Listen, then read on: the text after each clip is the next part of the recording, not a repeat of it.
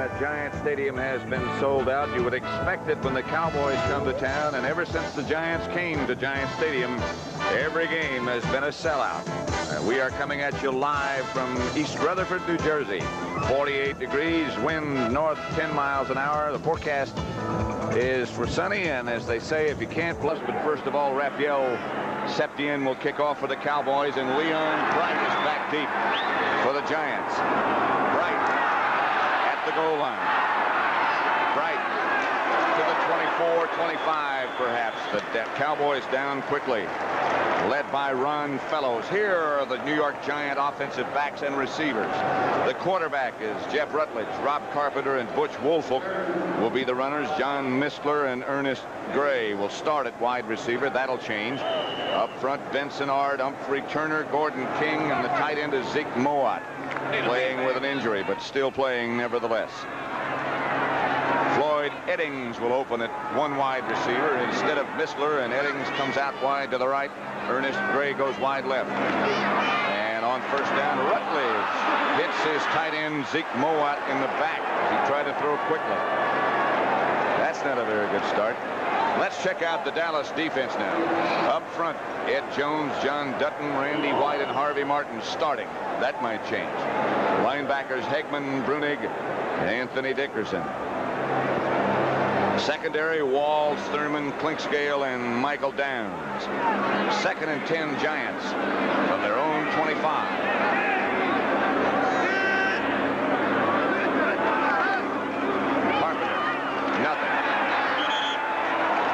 Up right at the line of scrimmage. Dave Jennings, who is supposed to have had a bad back, which he denies and confirms, depending on which day you talk to him, is the Giant punter over warming up on the sideline. He got better when they brought in other punters. That tends to make you better. Third down and 10. Excuse me, Pat. That first pass was interesting.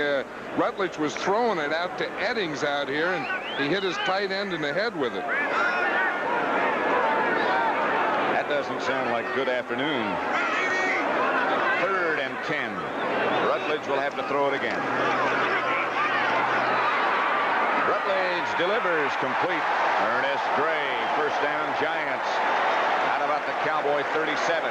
Ron Fellows knocked him out of bounds. Let's watch Gray.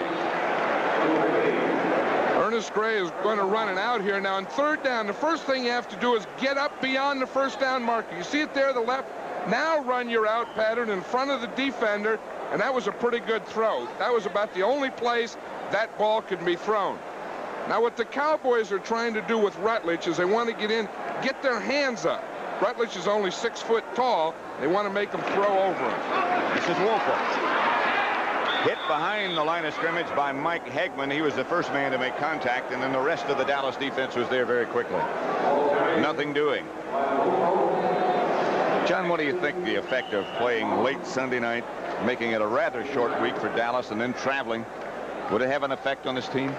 I don't think so. I think that, that's plenty of rest, and sometimes with a shorter week, you can get the players' attention a little more. I think Tom Landry was talking about that urgency. I think a loss, a short week, brings about a little urgency. Carpenter was the lone setback as Rutledge goes back to pass, and that's just exactly what we were talking about, or you were talking about a minute ago. Randy White batted it down. That's going to be the problem for Jeff Rutledge as long as he plays in this league. See, what the Cowboys are trying to do is get as much push as they can. Then when Rutledge goes to throw, get your hands up. Tom Landry said all day we want to make Rutledge throw over our hands. Randy White got his big hands up, and it'll be 3rd and 10 one more time. 2nd time Rutledge has been faced with this situation. Last time he went to Ernest Gray.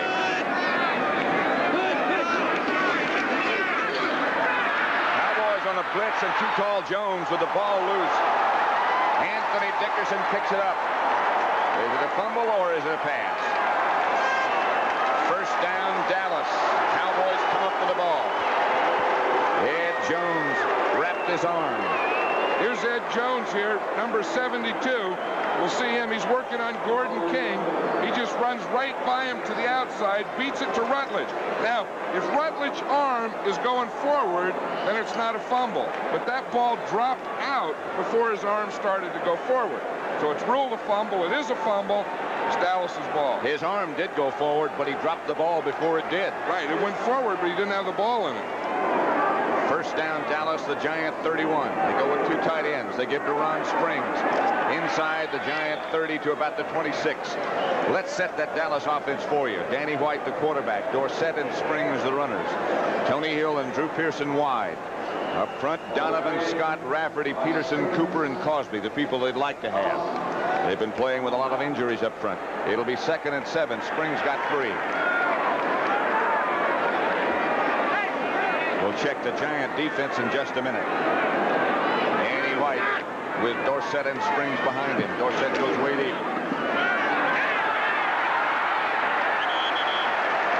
Dorsett gets to the 25. Brian Kelly made the stop. Here's the Giant defense now. They play a 3-man front.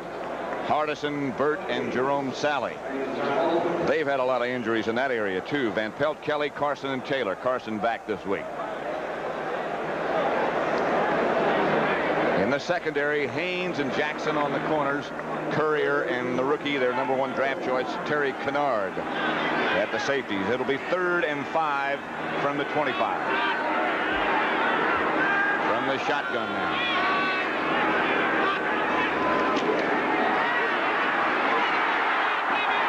Almost picked off.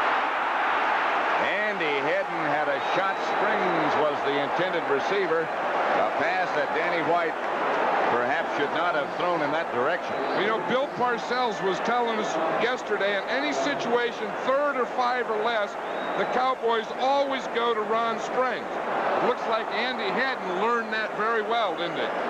He was sure right like there on Ron Springs. Let's watch Lawrence Taylor here in the rush. When he rushes now, he's always going to be blocked by a lineman. That was Pat Donovan, the left tackle block. And he beat him with a spinner. Radfield stepped in from 42 yards out. Quinn Carano holding. Good hold.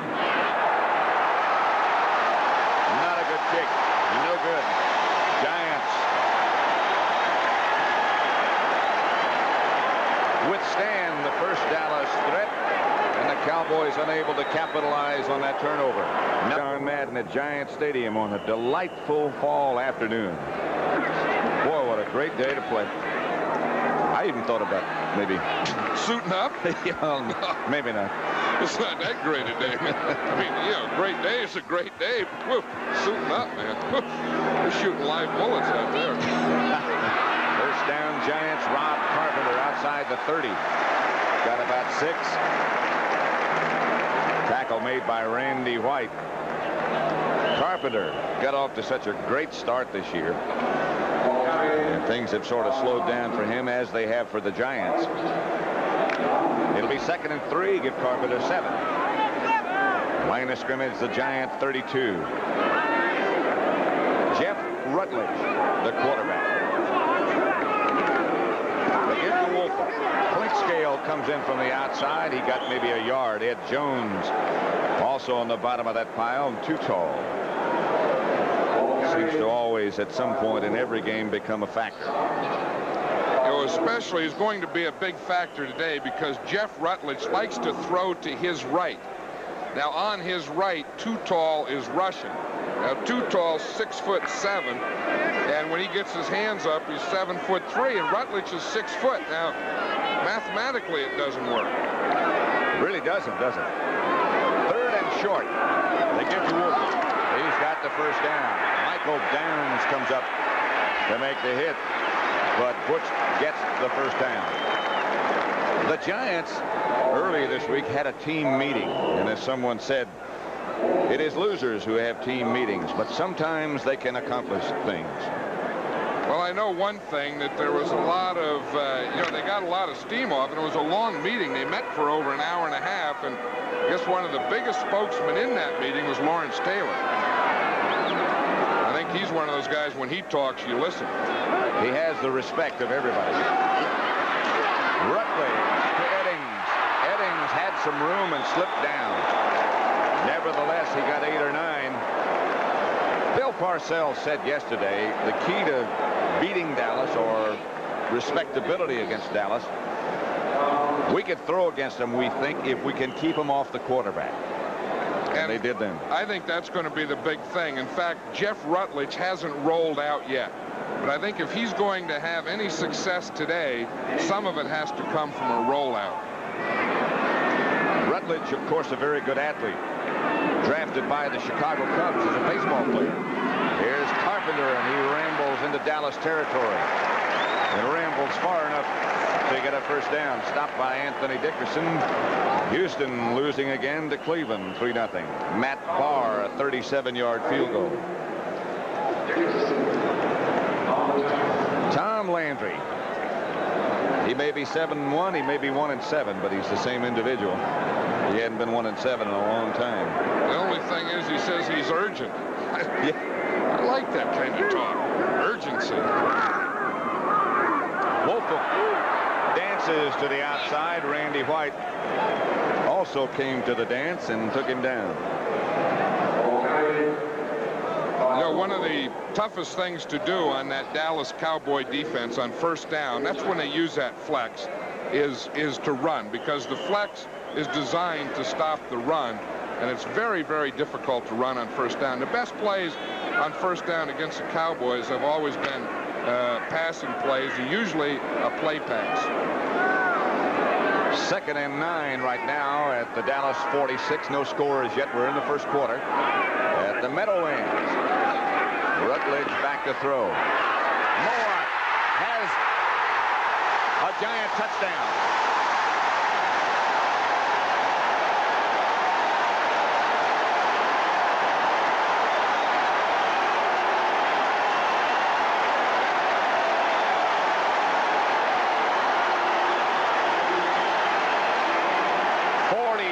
Yards from Rutledge to Zeke Mowat.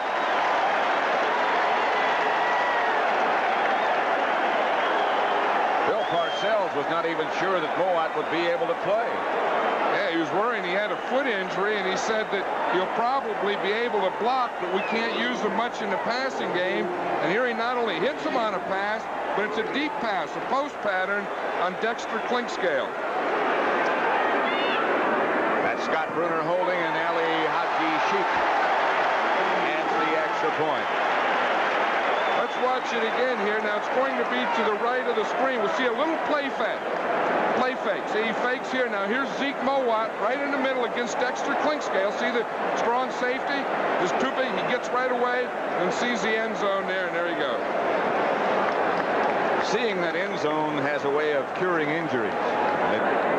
Okay, here's Zeke Mowat. He's going to catch the pass. Here's Dexter Clinkscale. He's covering him. Now what happens is Mowat comes off. He gets held up in here. Clinkscale looks to the outside, think that Mowat isn't going to run a pattern. He escapes and now comes down and runs a post pattern. But watch what happens. Clinkscale takes his eyes off. See right there? Takes his block. He looks out here. See him? Now by the time he turns back, it's too late, and Mowat already has him beat on the post pattern. Clinkscale was looking to the outside to help outside left. That was Zeke Mowat you just looked at. Ali Haji Sheik will kick off and lofts it deep. Ron Fellows starts to the left and then swings to the right and has some room. Fellows at the 20. Taken down by Frank Marion, who always seems to be around on those special teams. The Giant drive, 7 plays, 75 yards. Rutledge 46 yards to Mowat. It's amazing how those injured players often become such big factors. You know, it's a funny thing about that play. Had Mowat gotten a clean release, Clinkscale probably would have covered him. But the fact that the linebacker held him up, Clinkscale took his eyes off him. Drew Pearson comes out wide to the left. Giants leading Dallas 7-0. Cowboys dressed in blue, which they do not prefer. Cosby was in motion. They give to Dorsett, and Dorsett breaks almost clear. Stopped by Harry Carson. Now for an NFL update. Here at the Meadowlands, it's the Giants 7. Dallas nothing. Dorsett got 8 at 2nd and 2, and Dorsett is the lone setback. He gets the pitch back. Swings to the outside and has the Cowboy first down out of bounds at about the 34. Mark Haynes put him out of bounds. There's number 64, Big Jim Burt, the nose tackle. He's really had a tough time this year. You know, he has a bad back. Let's watch him here. And he really can't practice much during the week. And he said the thing that bothers him is he can't lift weights. And, you know, any player, as the season goes on, they lose their strength. And Jim Burt was saying yesterday that's starting to happen to him. Rare you ever see a nose tackle matched against a center with the same number. But it's 64 against 64. As Pearson in motion. This is White back to throw under pressure. A lot of pressure. Throws it out of bounds, intended in desperation for Dorsett. Jerome Salley put the heat on. Jerome Salley comes from the right. He had a little dance. He started to do a little Mark Gastineau. Watch him. He'll come from the outside here. You see he works inside of Donovan, and he sees White going back. He makes a nice little move, goes for the ankles, and the second guy comes in. Watch what happens here on Drew Pearson out here. These two guys fell down. Woof. He was wide open. Alone. But they didn't get him blocked. 2nd and 10. Dallas at their own 37, a handoff Springs. Springs finds some room and springs out to about the 42, close to a Dallas first down. I think he has one. Terry Kennard made the stop. Watch this now. Tony Dorsett goes to the outside. The hand back here to Ron Springs. Look, good block on Carson. See, he gets right by him. There's a missed tackle right there by Kennard. A pretty good pickup. Cowboys have a player hurt. We'll check on who it is. It's Rafferty, and we'll check. And Glenn Titensor is now the Dallas center. 3rd and inches. Springs didn't quite get it. He'll try again, I'm sure. He does get it, and more. Springs out close to midfield. Dallas first down. Again, Kennard made the hit, and he will hit. Watch it here from the end zone. You see, again, the motion man comes in, and they get so much respect for Doug Cosby when he comes in. He blocked in the middle over the center. Everyone reacted to the motion man or the blocker, and Springs went to the outside. Sometimes you get so conscious of things like that that they can work to your disadvantage. That was overreading. 1st and 10. Dallas from their own 49, trailing 7-0. Giants, 46-yard touchdown pass from Rutledge to Moa. Here's White. Too much time.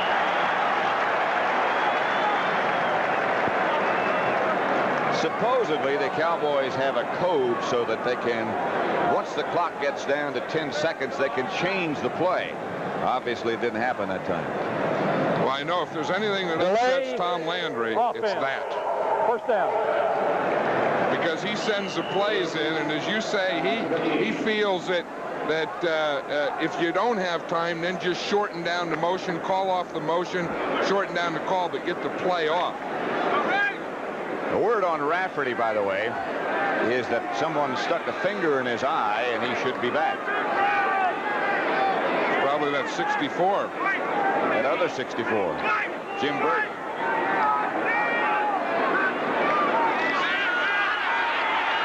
White under pressure.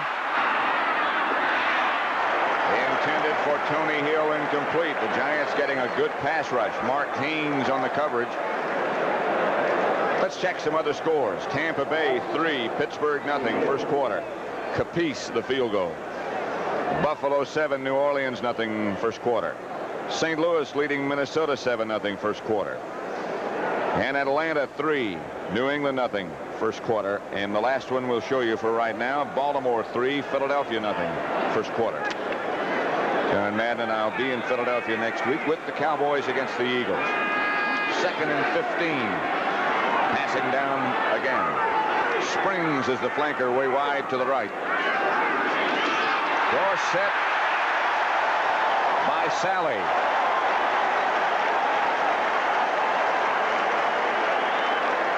Giants didn't believe it was a a passing down. Jerome Sally, so far, at a new position, defensive right end. I'll tell you what he does. We see it right there. He takes a pinch move. The end usually lines up on or outside the tackle and usually goes into him. That time he took a pinch move. He went inside the tackle, and that's how he gets the penetration. Just watch it here. The right-hand side of the screen. See him? He goes inside of Donovan, and he gets in the backfield before Dorsett gets started. And now the Cowboys operate from the shotgun on 3rd and 17.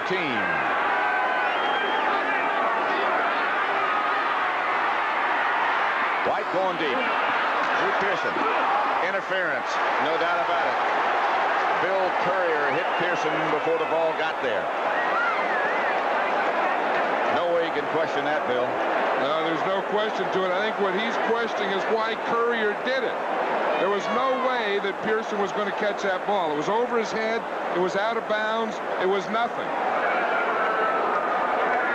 As you say, there's no doubt that he did it. Watch here. Here he is. Now, of course, you can't touch him when the ball's in the air. Look, the ball's in the air. He just molests him right there. But the ball was over his head. There's no way he was going to catch that ball. That molesting is serious. That's closer to a mugging. First down, Dallas at the Giant 27. 4.5 minutes left to play first quarter. They give to Dorsett. And Dorsett gets down to about the 20. This is the one thing, if you had to pick one thing that Bill Parcells thought that they had to do, the primary thing would be we have to control Dorsett on first down. On first down, because as he says, if they gain that 5 and 6 yards on first down, then the Cowboys really wheel and deal when they get 2nd and 4, 2nd and 5. That's when you see everything. But if you can keep them at 2nd and 8 and 3rd and 5 and 6, then they're very predictable. Right now it's 2nd and 3 or 4. 3.5, we'll say. They give again to Dorsett. He swings around the corner. Gets out of bounds at about the 20. Maybe a yard. Maybe not even that much. Raphael Septien over on the sideline. He missed earlier when the Cowboys had a chance, which is very rare for him. Look at those fancy things they carry with them now to kick out. I bet you didn't have that when you were kicking. You didn't have fancy stuff like that, did you? No, I had a bucket with some charcoal in it. That thing looked like a tent. Looked like a family could live in it. We had to get close before they even lit the charcoal. They just folded up the tent, didn't they? Yeah. That's where we roomed. 3rd down. White this time has some time going deep. Has a touchdown to Tony Hill.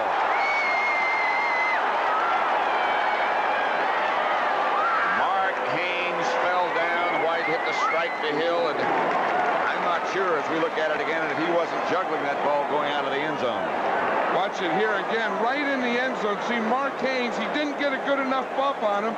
Now he trips right there at the goal line, and Hill gets the ball. That is a tough one. That's a very close call. Because, again, he has to have control of the ball in the end zone. I don't know if that left foot was in or not when he had control. That's close. Nevertheless, it's 7-6, and Septien out of Toronto's hold will try to tie the score. Tony Hill put on a couple of good moves right at the line of scrimmage and got away from Haynes. Gets open right here on the line of scrimmage. He makes a little move right here on Mark Haynes and gets outside him right now. Then he gets up there. Of course, Haynes falls down. But the big move is initially. Watch him right here as he comes off the line. He gives him a little thing to the inside. Haynes goes inside. And watch him right up outside. Now he's even with him. Now he's beyond him. And, of course, here's the catch. Does he have control? He looks like he does with his right foot. See, it looks like the right foot's in with control. I don't know if the left foot was in after he had control. The thing is, his back was to the official who was there making the call, and he was blocked out. His view was blocked out. Septien kicks off to Leon Bright. From the 9 is Bright. Chased and cut down at the 22 by Bruce Huther. The scoring drive for the Cowboys, 10 plays, 80 yards, 4 minutes, 12 seconds. culminated by the pass 21 yards out from White to Tony Hill. But again, the big thing on that pass was really the great move, the escape move that Tony Hill made coming off the ball. I mean, he had Haynes turned around, and Haynes was stumbling and fumbling and never did recover. He was gone from then.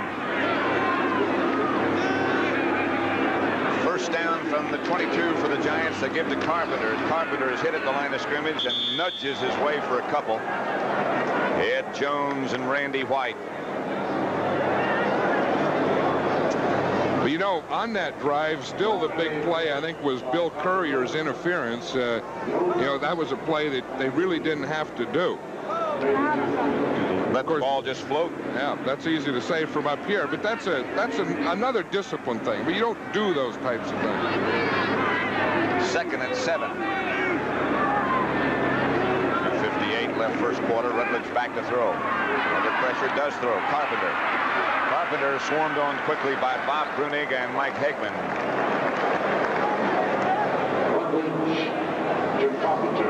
You know, over the years, John, think about the Dallas defenses and the strong side linebacker like Hegman.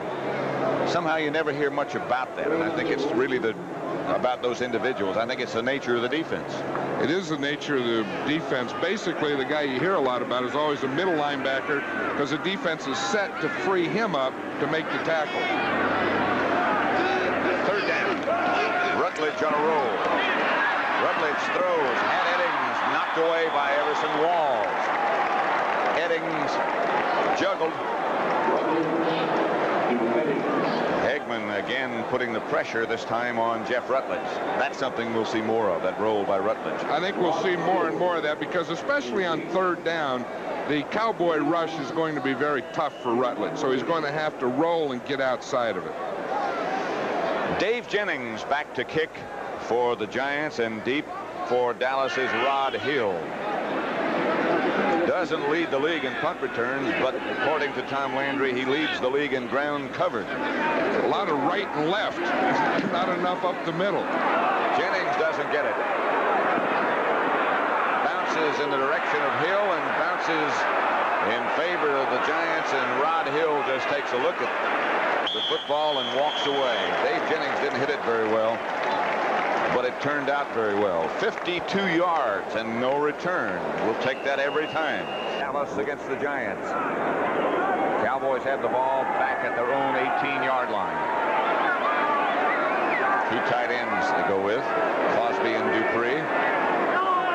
And Dorsett and Springs set up behind White. Handoff Springs, nothing doing. Giants' Jerome Sally is right there again. There's a penalty on the play from that deep guy. It's probably something on the tight end. It's either the tight end for holding or the guy holding the tight end. So I'm sure that'll be in the tight end. That deep official back here keys the tight end. So when that flag's thrown about 25 yards, it's usually on the tight end.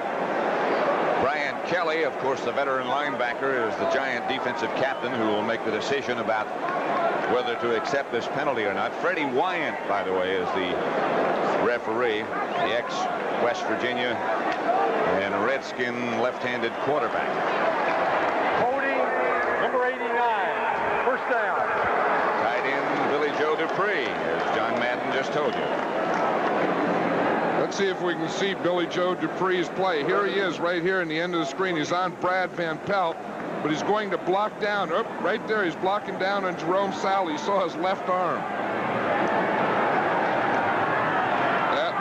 First of all, he got the top of the body, and then at the end, he grabbed his leg. That was a double dipper. If you hold him and still can't block him, you got troubles. Sally made the tackle. Lawrence Taylor made that last tackle.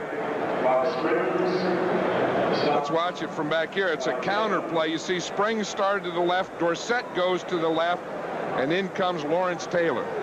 I'll tell you, he can cover more ground with a dive than anyone I've ever seen. You made great observation about him yesterday when we were watching practice. He's a guy who looks like he enjoys the game. Yeah, they talk about guys loving to play. When we were watching practice out here, he was covering a wide receiver 50 yards down the field.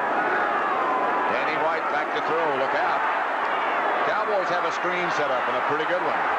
Dorsett gets a Dallas first down. Harry Carson finally made the stop. And you talk about somebody who can accelerate. Number 33 has a gear that's unknown to most folks.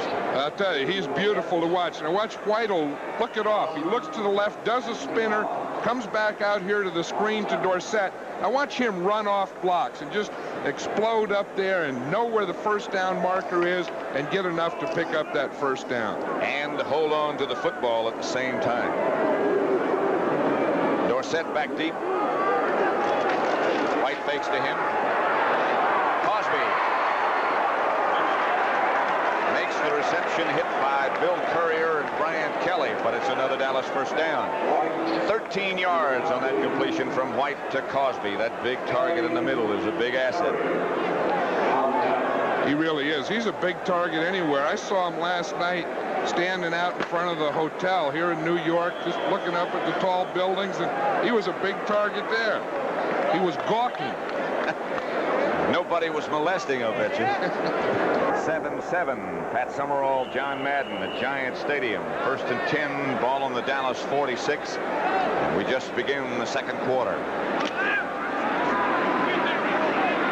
Drew Pearson comes out wide to the right. Tony Hill split to the left. And now the Cowboys, as always, go through that shuffle before they snap. Rafferty is back at center, by the way. White will throw. Cosby, no. Pearson.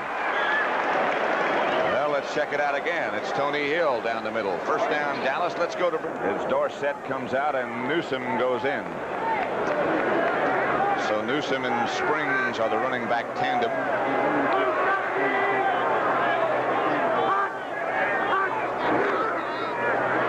Springs.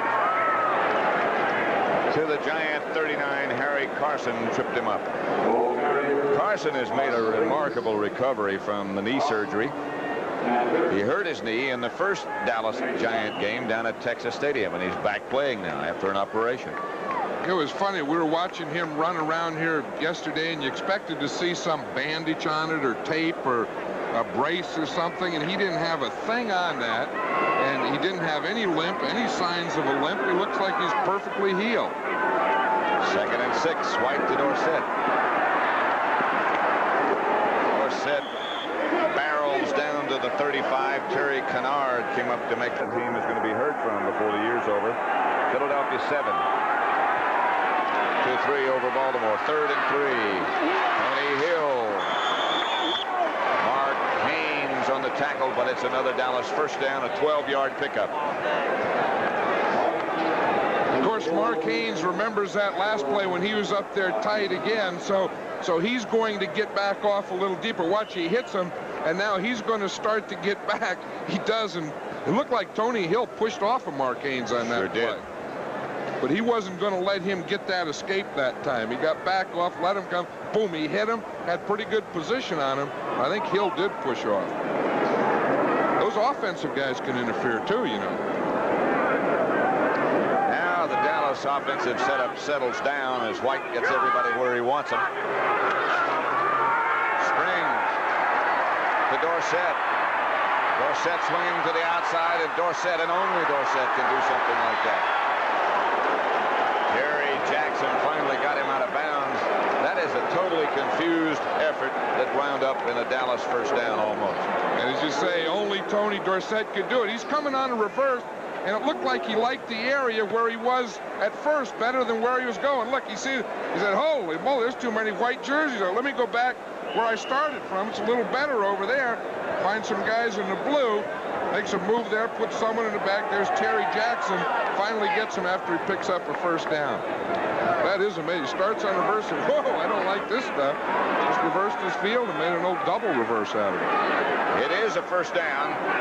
1st and 10 from the 15. Pass intended for Cosby in the middle of a bunch of white shirts. Mark Haynes was the man who got a hand on it. And in spite of what you saw, Dorsett did get a first down. I think one thing, Doug Cosby draws a crowd down here. When they get down inside the 20-yard line, he is Danny White's favorite receiver. We see White here. He was watching Cosby all the way. And that brings 1, 2, 3, 4 Giants in there. Remember the Giant game in Dallas? That's right. He was the guy that got the touchdown. 2 touchdowns. Yeah, one was questionable. I called it illegal. Someone said there's no such thing as an illegal touchdown. It's the opposite of legal. Blitz. Dorsett. Touchdown. Harry Kennard on the blitz. Danny White, with his athletic ability, bought a little bit of time and got it to Dorsett. I'll tell you, Danny White makes this play because he starts back. Now watch, now he sees the blitz coming. He backs up, buys a little time. That allows him to get rid of the ball to Dorsett. When Dorsett got the ball, there was no one out there. I don't know what happened to the Giant linebackers, but we see Kennard coming on the blitz. Now White sees it. He takes about 3 more steps back, gets the ball out to Dorsett, and there's not a white jersey out there until Lawrence Taylor gets there from the end zone. Toronto holding. 70 an extra point. Dallas 14. Giants 7. The Cowboys went 81 yards in 10 plays. Kept the ball 5 minutes, 8 seconds. 11:48 left to play. Pat Summerall, John Madden. Cowboys leading the Giants 14-7 as Raphael Septien had the ball blow off the tee, although the wind is not that strong at the moment. Maybe he's just having trouble setting it up. Went off a second time. Yeah. Looks like they're signaling for a new tee. The wind is not that brisk. It was yesterday when Tennessee played Rutgers right here. The Volunteers beating the Scarlet Knights 7-0. Went off the tee again for the 3rd time. Now I'm sure they'll bring in a holder. Here comes Dennis Thurman. Maybe he'll hold it because usually the referee will tell him if it happens more than 2 or 3 times that they have to put a holder in there. Now Raphael has to coach him how to do it. What he's telling him is just hold it so it doesn't fall off, but don't put any pressure down on the ball. He's probably telling Dennis Thurman, don't look either. Keep your head up. Let's see what Thurman does. Leon Bright.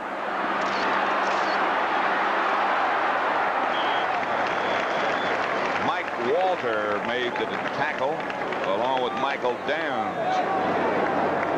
Big doubleheader game coming up later on this afternoon. 2 very, very exciting teams. The Rams against the Dolphins. Both with records of 5-3. Those of you in the New York area, of course, won't be able to see that because of NFL regulations. Only one game can come into a market, and since this one was sold out, this is the game. Dallas and the Giants. Cowboys in their flex defense. First down, Rutledge back to throw. Going deep. Eddings off his fingertips. Back there with him, Everson Walls. I'll tell you, you don't want to throw too many on Everson Walls because you may get some, but he gets his share too. Watch Eddings here. Now, he's one of the players that the Giants activated a week ago and has speed, and he's one of the guys that they want to get deep with, but I think I'd maybe try over on the other side on Dennis Thurman for a while. That Everson Walls is, I think, amazing. Amazing. I was going to say the darndest player I've ever seen, but maybe amazing is better. Eddings comes in motion. Dallas stays in their regular defense. They give to Butch Woolfolk. Hegman, Bruning, chase him out of bounds, but it's a Giant first down. Tom Landry was saying to us last night, we asked him about Everson Walls, and he said, we saw some things in him that nobody else saw. That's what he said, and then he said we brought him to camp, and he kept getting interceptions, so we put him in some games, and he kept doing it. He said, technically, he said he wasn't doing it right. We said, well, he can't play. He's not technically right. But we started putting in games, and he was always getting interceptions, and Tom said, the heck with the technical stuff. Let's just play him. And he made All-Pro his first year. Larry Bethea has replaced Harvey Martin in the Dallas defensive setup. That was Carpenter hit by Randy White. There's Bethea. Well, of course, as Tom Landry says, Harvey Martin isn't Harvey Martin. And I think we're going to see more and more of Bethea, Larry Bethea, replacing him. And eventually probably phasing Harvey Martin out. Rob Carpenter limping just a bit. 2nd and 8. I talked to Harvey just before the game, and he said to me, "I'll get better." Here's Rutledge. Pass almost picked off by Brunick. There's a problem right there. When you have a quarterback 6 feet tall, he just doesn't see. You know, and here we see, look what he's looking at. See, you get a guy like John Dutton coming up in his face. You get a linebacker there. You get those guys, and he just didn't see anything there, and he threw it right to Bob Brunick. I think it's going to be tough for him to play again unless they roll out with him. Like throwing through a picket fence. All those arms up. Now they go with a shotgun. He has a better chance back there.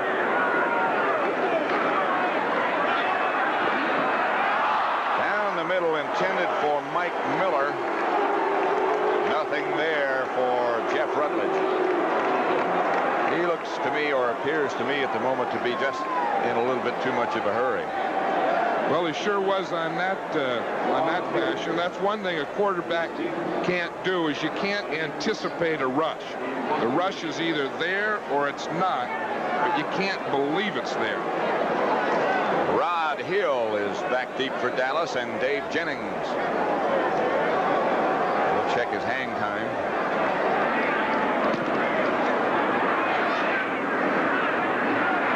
Hill. Flag is down. Larry Flowers was down at the 15 to make the stop. And I think Dallas is going to be called for an illegal block. 45-yard punt, 1-yard return, 46 net.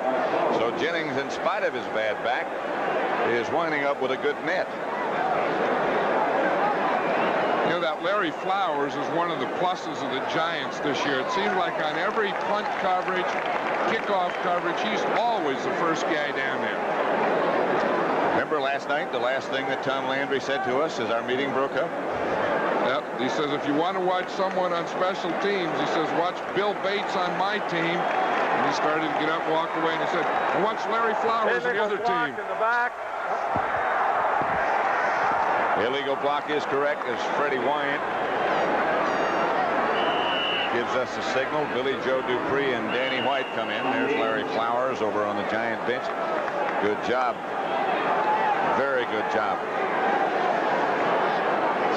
14-7, the Cowboys. Every time the Cowboys have had the ball, they've had a chance to score. They missed the field goal, Septien did, after the turnover. Fumbled by Rutledge. The next 2 times they had it, they scored. One drive 80 yards, one drive 81 yards. Cowboys have it again. They lead 14-7. That was Pearson in motion. The handoff is to Dorsett. Dorsett scrambles outside the 10 to about the 13. Jerome Sally. Cowboys, as you know, this year have sort of built a reputation from coming from behind, and here's the way they've done it by quarters. Well, you know, it looks like they're a little slow starting. Then I've always believed that they just kind of feel out in the first quarter. Then in the second quarter, that's when they realize what the other team's doing, and then they're going after them.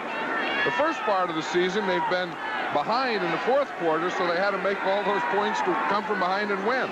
And they're 7-1, 2nd and 7. Nothing doing this time for Dorsett. Harry Carson, D. Hardison, Brad Van Pelt, all met him at the line of scrimmage. This will be a big third down for the Giants here defensively, because if they can stop them here, they'll get some pretty good field position. Massive substitutes by the Cowboys, as usual. The Giants, as you know, hold hands in the defensive huddle. I'm not sure that stopped anybody. Well, we'll see if it helps. Danny White from the shotgun as the crowd comes to life. Dallas leading 14-7. He has good protection. He throws down the middle, intended and picked off down by Terry Kennard. Kennard still on his feet, and still Terry Kennard still on his feet. Giants have the football at the Dallas 14. Timmy Newsom finally made the stop.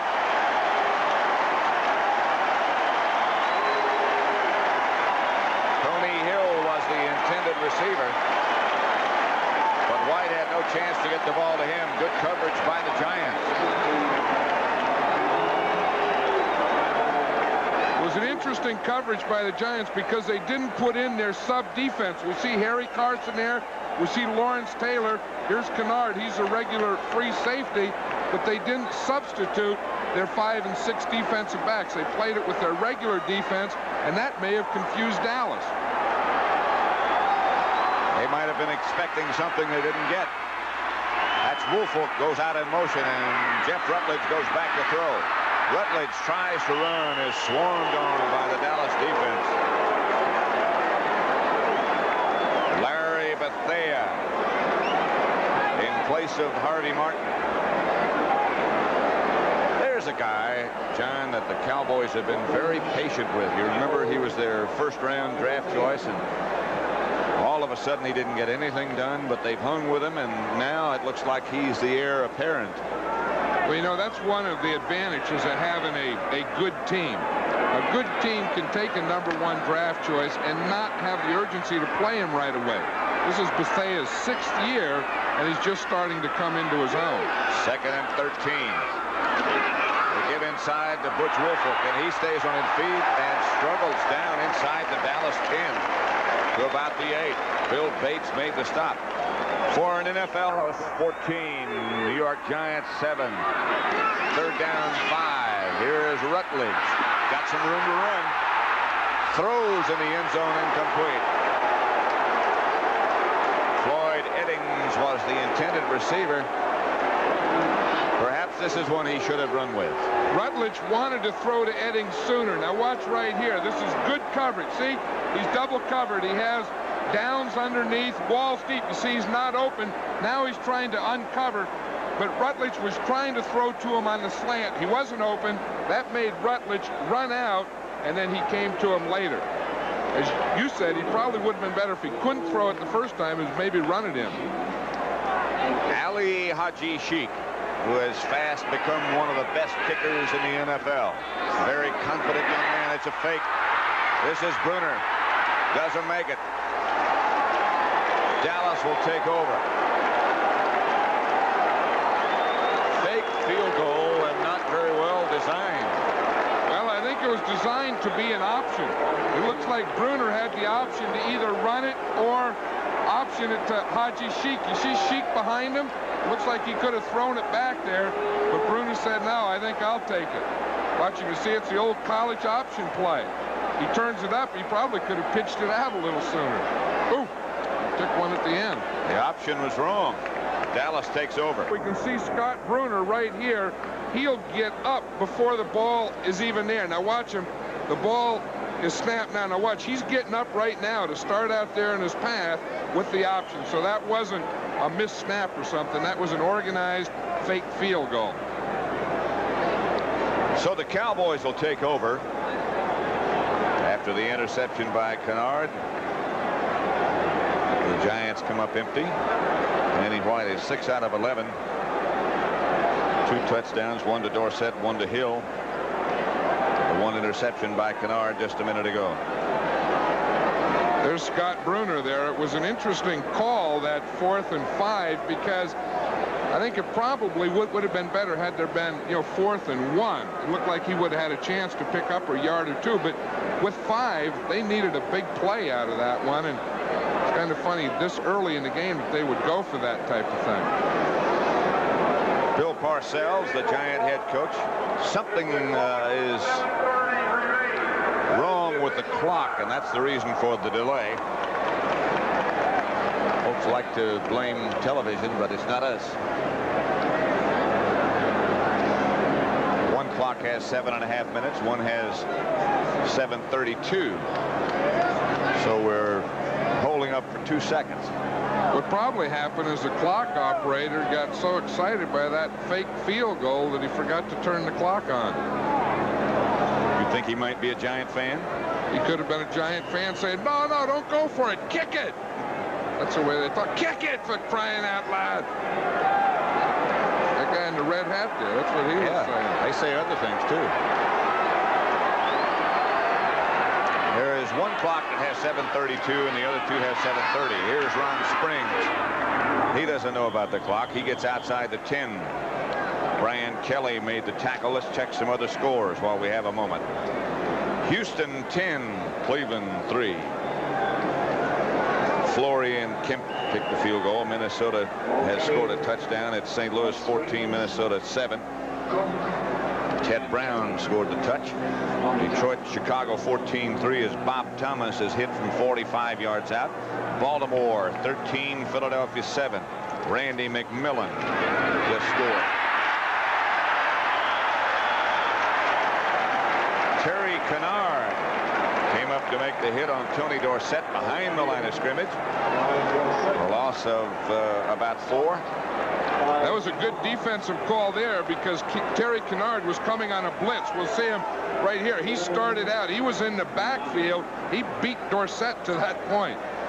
That was a good call because when you can blitz into the area that they're running the ball, and you lucked into a call. That'll make it 3rd and 9. Terry Kennard, of course, the Giants' #1 draft choice from Clemson. Boy, a lot of good players come out of there.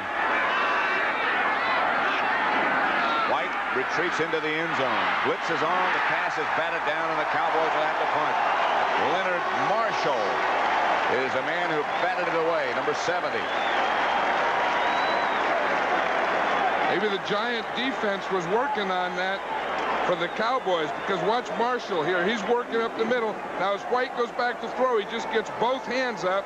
Boom, he just whaps it with his left hand right back down into the end zone. So Dallas will have to punt for the first time, and it will be Danny White out of his own end zone and deep back there, and Leon Bright standing at the Giant 45.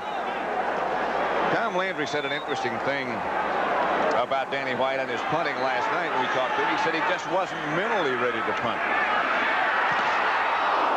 Almost blocked. It's a Cowboy roll, and Bright lets it bounce. Fellows and Rod Hill down quickly for the Cowboys. A little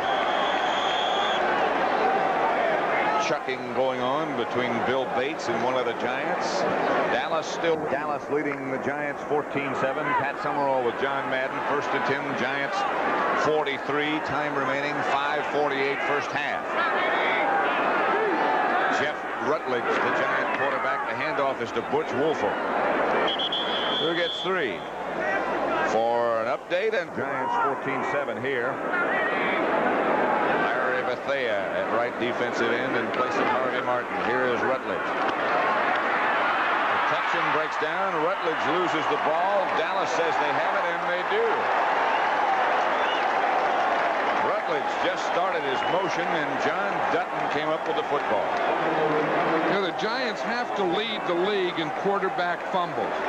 I think Bruner had 3 or 4. This is Rutledge's 2nd in this game. I watch it again. If the arm is going forward with the ball, it's not a fumble. We can see here, see it's still back. As the ball was back, it got knocked out before his arm started to go through. Got knocked out by John Dutton. Dutton knocked the ball loose and made the recovery. So Dallas takes over at the Giant 38. First of all, the quarterback should never have the ball that low. The ball should always be up. Dorsett whirls to the outside and scoots for about 8 down to the Giant 30 before Lawrence Taylor catches up with him and gets him out of bounds. That's Dallas's favorite running play, that deal where they pull the off tackle. The right tackle, Jim Cooper, pulled and led that play and got that room from Dorsett. Let's see if we can watch it from here. The right tackle, Jim Cooper, will pull. You see him coming across here? Dorsett waits for him to get there. Look, he sneaks right in behind him. Now he waits. He gets that little block there. Boom, then he's out to the outside, up the field. All he needs is a little block. Just a little block. Get that tackle running all the way from the right tackle left. That's a long way for tackle. 8 yards for Dorsett, 2nd and 2. They hand off to Springs this time. He doesn't get the first. He gets close. He is very close to a first down. Brian Kelly and Lawrence Taylor. Tampa Bay has gotten a third field goal from Capice, and they lead Pittsburgh 9-0. This one was from 27 yards out. Detroit 17, Chicago 3. 29 yards for Eddie Murray. Tampa Bay's pitching a shutout. Yeah. They've been shut out all year. There's some howling going on down in Tampa Bay, I can tell you.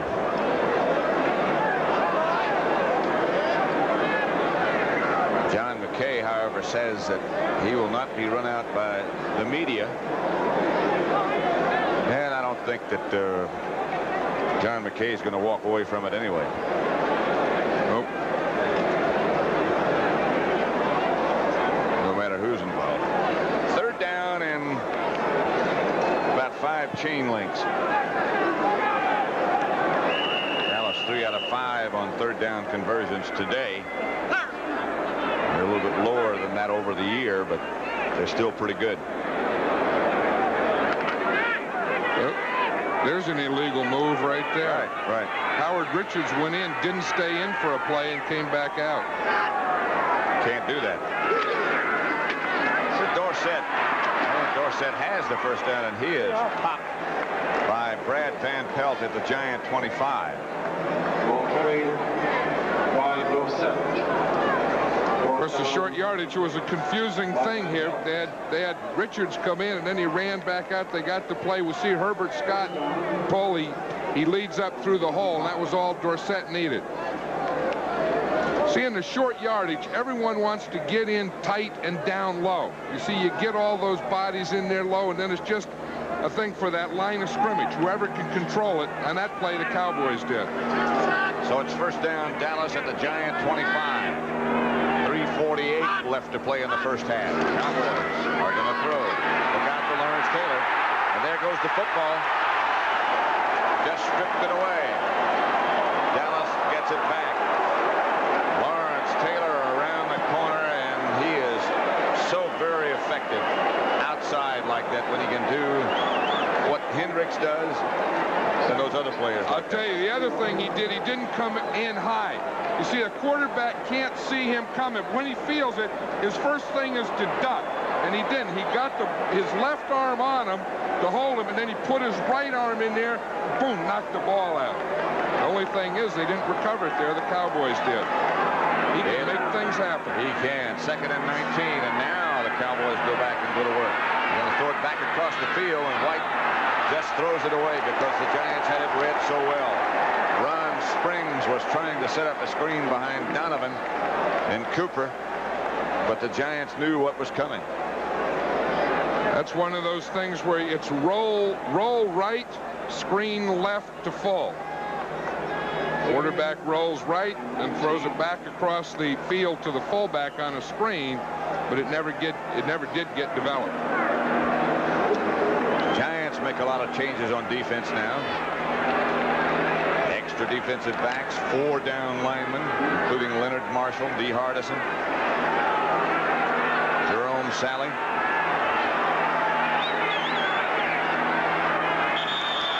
And now White walks away. 3:06 left to play in the first half, and Dallas has to call a timeout. Danny White not happy with his offensive setup after those Giant defensive substitution. I think what happened, I think you saw the weak safety Terry Kennard sneaking up to his left side. Dallas 14, Giants 7. Dallas in Giant territory at their 39, but it's 3rd and 19. Bill Parcells. You know, that was a pretty smart move there by Danny White, because he really is in Septien's field goal range here. He had a formation where he couldn't block an overload on the left, so he called the timeout so he didn't lose that field position. Butch Johnson, Springs, and Tony Hill all split wide to the left. Screen pass, a good one. Dorsett goes down, gets back up, and now scoots. Dorsett gets down inside the 20 to about the 18. Lawrence Taylor chased him down, but he got in more reasonable Septien range, and out comes Raphael. He gets a good block there by Tom Rafferty, the center. You see, it's a screen pass. Now, on a screen pass, the inside guys, the guards and tackles, block, block, block. Now they let the guys go, and now they come out here and form the screen out in front. And it was really led. Now, watch 64 there, Tom Rafferty. He's going to get a good block. Dorsett falls down. Rafferty gets his block right there. See, and that's the one that sprung Dorsett. Good acting job by Dorsett to set the whole thing up in the beginning. Septien with Glenn Carano holding from 37 yards out. This is the same distance he missed earlier. This one he doesn't. That's good. Dallas 17. The Giants 7. 2:05 left to play in the first half as Septien hits. So that's who you'll see in the doubleheader. Eric Dickerson, the #1 rusher in the NFL. As you look at that, the top 5 rushers in the NFL are all in the NFC. Leon Bright back. Of course, those of you in New York, because of our NFL regulations, will not see that Miami Ram game. Raphael Septien will kick off. Leon Bright, who Bill Parcells says is the best high school football player he's ever seen. That's Leon Bright.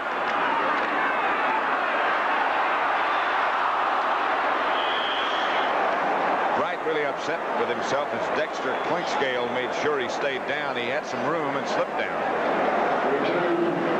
That blocking pattern of the Giants really developed nicely there, and there was a nice hole for Bright, and as he started to go through it, he just slipped and fell down.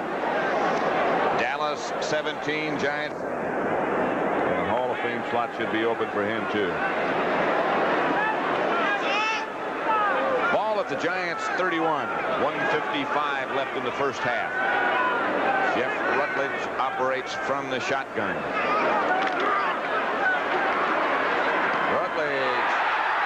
Miller, and he can fly.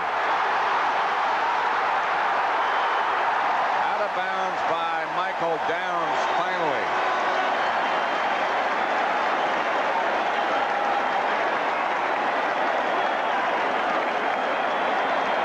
You know, there's a guy, that Mike Miller, who someday, he's just a rookie here. He was with the Green Bay Packers in camp. The Giants picked him up late. The first half of the season has just been a training camp for him. But this is the type of receiver that the Giants are trying to get. They're trying to get guys like Miller who have speed.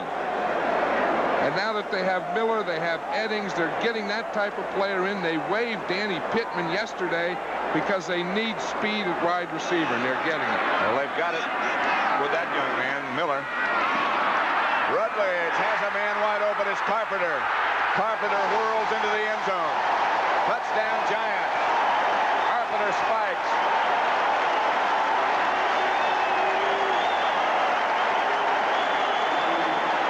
Boy, that didn't take long.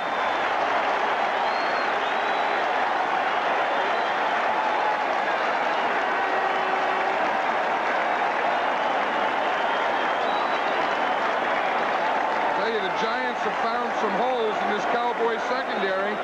The first one was the tight end Zeke Mowat down the middle on a post. Then the big play to Mike Miller in the middle. Then, of course, the touchdown right here to Rob Carpenter.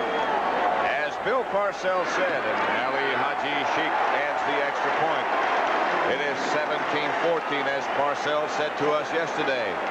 If we can keep him off of our quarterback, we can get some big plays, and indeed that was very true. And I think the big thing here is they have to seal the middle. You see the middle right there? Now Rutledge can step up and throw. And if they can do a job inside, if Billy Yard, J.T. Turner, and Rich Humphrey, the center and 2 guards, can just shield that middle so that Rutledge doesn't get anything coming in his face, then he does have a shot. So it's 17-14, and here again is the touchdown. You see what we're talking about right here. You see the centers, see the guards. If they can take Dutton and Randy White to the outside, then that'll let Rutledge have this middle. You see here, now he has a lane to throw the ball in. He doesn't have to throw it over the rushing lineman. That's pretty good protection. Excellent. And well said, John. Ali Haji Sheik will kick off. Back deep for the Cowboys. Ron Fellows and Rod Hill. The Giant drive, if you can call it a drive, didn't take long. 2 plays. These are the kind of drives you like. Boom, boom, whack. Sheik. High. Hill. Room.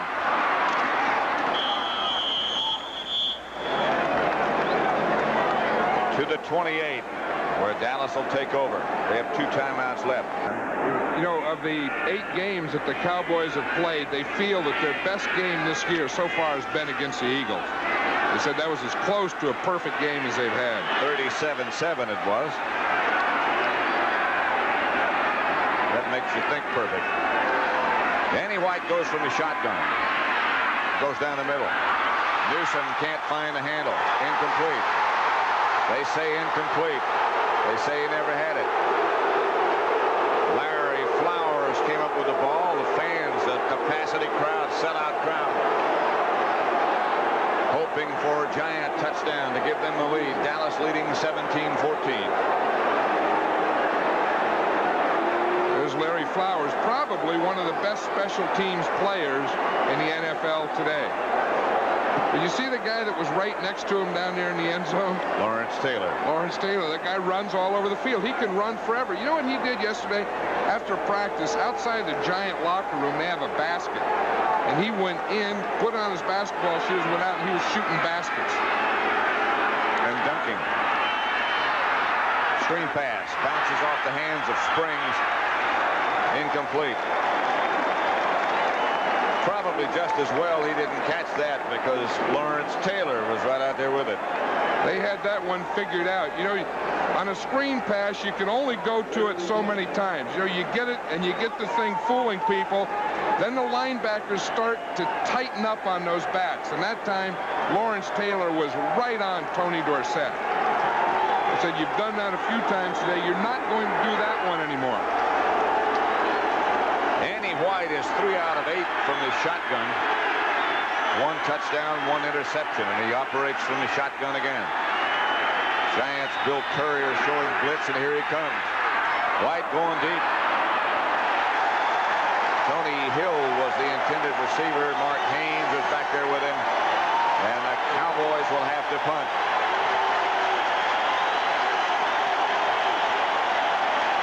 Andy Hedden, one of the Giant linebackers, asking the crowd to celebrate, and indeed they're doing just that.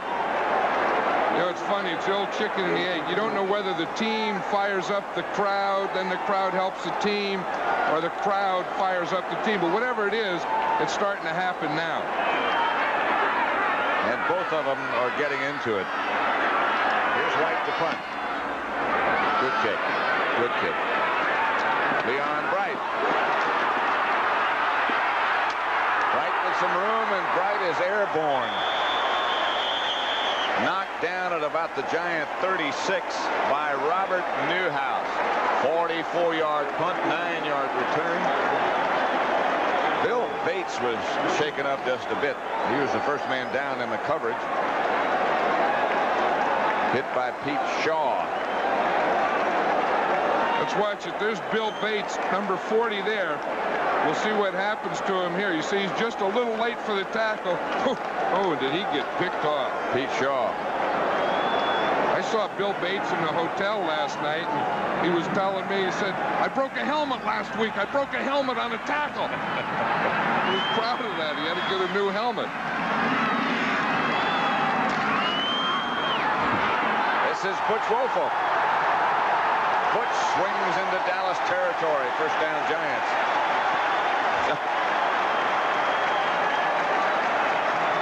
Timeout, Giants. Someone was telling me that Bill Bates was 6 years old. When he put his first helmet on? Back at grammar school, you know, they write comments on report cards. You know, like most likely to succeed and stuff like that. They said Bill Bates was, the teacher's comment was bully of the schoolyard. In the 6th grade. In the 6th grade. That could be his nickname, Bully Bill Bates.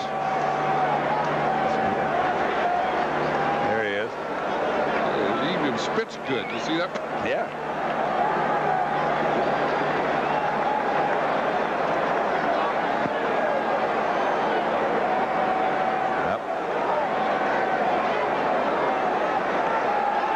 To remind you, as you look at Bill Bates, that at the half, I will remember, they took a lot of money out of my pocket. First and 10 Giants. Rutledge out of the shotgun, operates and steps up. And over the back comes Randy White. The ball is gone again. And Dallas has it again. Cowboys recover. I believe it was Bethea who made the initial hit. But let's check. Randy White, perhaps. Yeah, there has to be something there because this is the third time that Rutledge did this. I think one thing is he holds the ball low. You see down here, you see it's down there. Of course, he doesn't know that the pressure is coming. It was Randy White on that play. But again, the quarterback fumbling 3 times in the first half, that was the reason that Jeff Rutledge replaced Scott Bruner, because he had fumbled 4 times. To make it official, it was Randy White who made the hit and Ed Jones who made the recovery. And Danny White now goes back to throw. Pass almost picked off by Terry Kennard, intended for Butch Johnson. Kennard had a hand on it. I think Terry Kennard had read that thing all the way. You know, a quarterback can't look too long at a receiver because it looks like he was watching Danny White. You see him, look, he's looking back there. He was watching White. He got a good jump on the ball and darn near had the interception. Beasley Reese, who used to be with the Cowboys and of course was with the Giants, walked off when they put Terry Kennard in the starting roster, in the starting defensive lineup. But you can see from Kennard's performance that they had good reason. Pass deflected. Leonard Marshall again. That's the second time he's got his hands up and knocked the ball away. He still has his hands up. You like that. Leonard Marshall. Leonard Marshall came to training camp weighing 295 pounds. They took one look and said, wait a minute. You can't play it that weight. Now he's got it down to about 270. I think they list him at 265. That was a nice jump he had, though. Did you see? Yeah. It was like one of those basketball jumps where he got up and he hung. He hung in the air and got his left hand up. That was a good jump and a good hang. Good hang time. Not necessarily just applies to the punter. Rushes on and White is down. Leonard Marshall and Casey Merrill.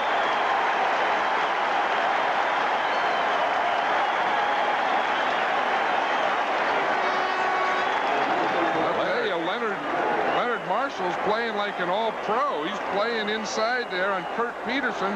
Watch him. He's just so strong. He just runs right through Peterson. He's the first guy there, and the next guy in is Casey Merrill. Of course, Casey Merrill was the guy that they just picked up 2 weeks ago. Leonard Marshall's pumped. He just ran right through Peterson, who's supposed to be the strongest man on the Dallas team. You know, that was a good grunt contest there, but Marshall won it.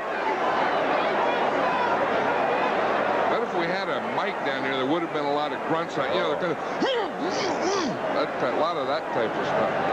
You would have thought we were back at Notre Dame. Danny White going to take all the time he can with just 17 seconds remaining. Leon Bright standing back deep for the Giants. Danny White, of course, punting because of the knee injury to John Warren. An inspired Giant team. Carson and Leonard Marshall looks like he is full grown.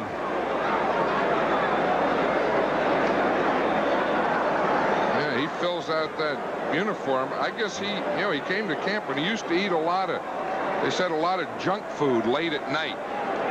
So they got him off the junk food late at night, and he's starting to get his weight down and understanding what this game's all about. White doesn't get it all, but it's not a bad kick nevertheless. Fellows down around it. So is Bill Bates. Giants will take over at their own 19.5-yard line, and I would imagine we'll just run it out and let it bounce and roll around, and that's what exactly happened. So at the half, at the Meadowland, Dallas.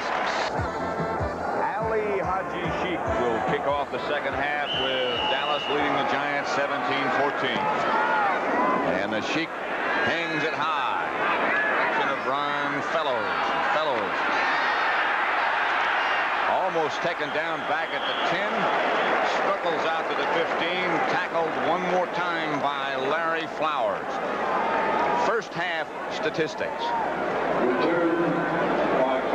I think the big thing here are the turnovers. You know, the Giants are really playing pretty well, and their defense came on towards the end.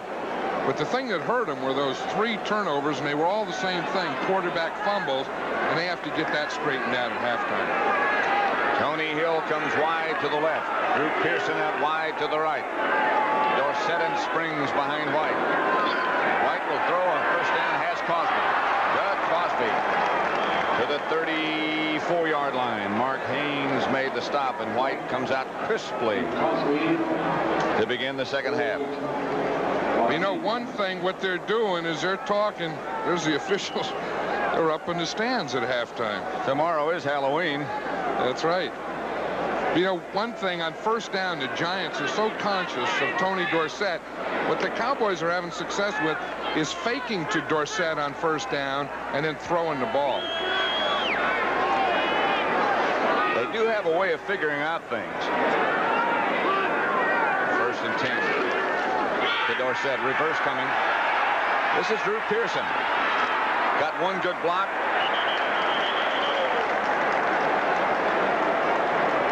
Harry Carson made the stop. Glenn Titensor made the good block, and he is starting at offensive center instead of Rafferty. Watch this. It's a reverse. Here's Pearson. He starts back in motion. Now the ball snapped. He gets a handoff from Dorsett here. Now right in front here is going to get a good block from Titensor. Right there. You see, in Titensor freed him to just pick up about those 2 or 3 yards. Otherwise, it could have been a loss. So it'll be second down and 7 at the 37. Just opening the second half. Newsom has replaced Dorsett.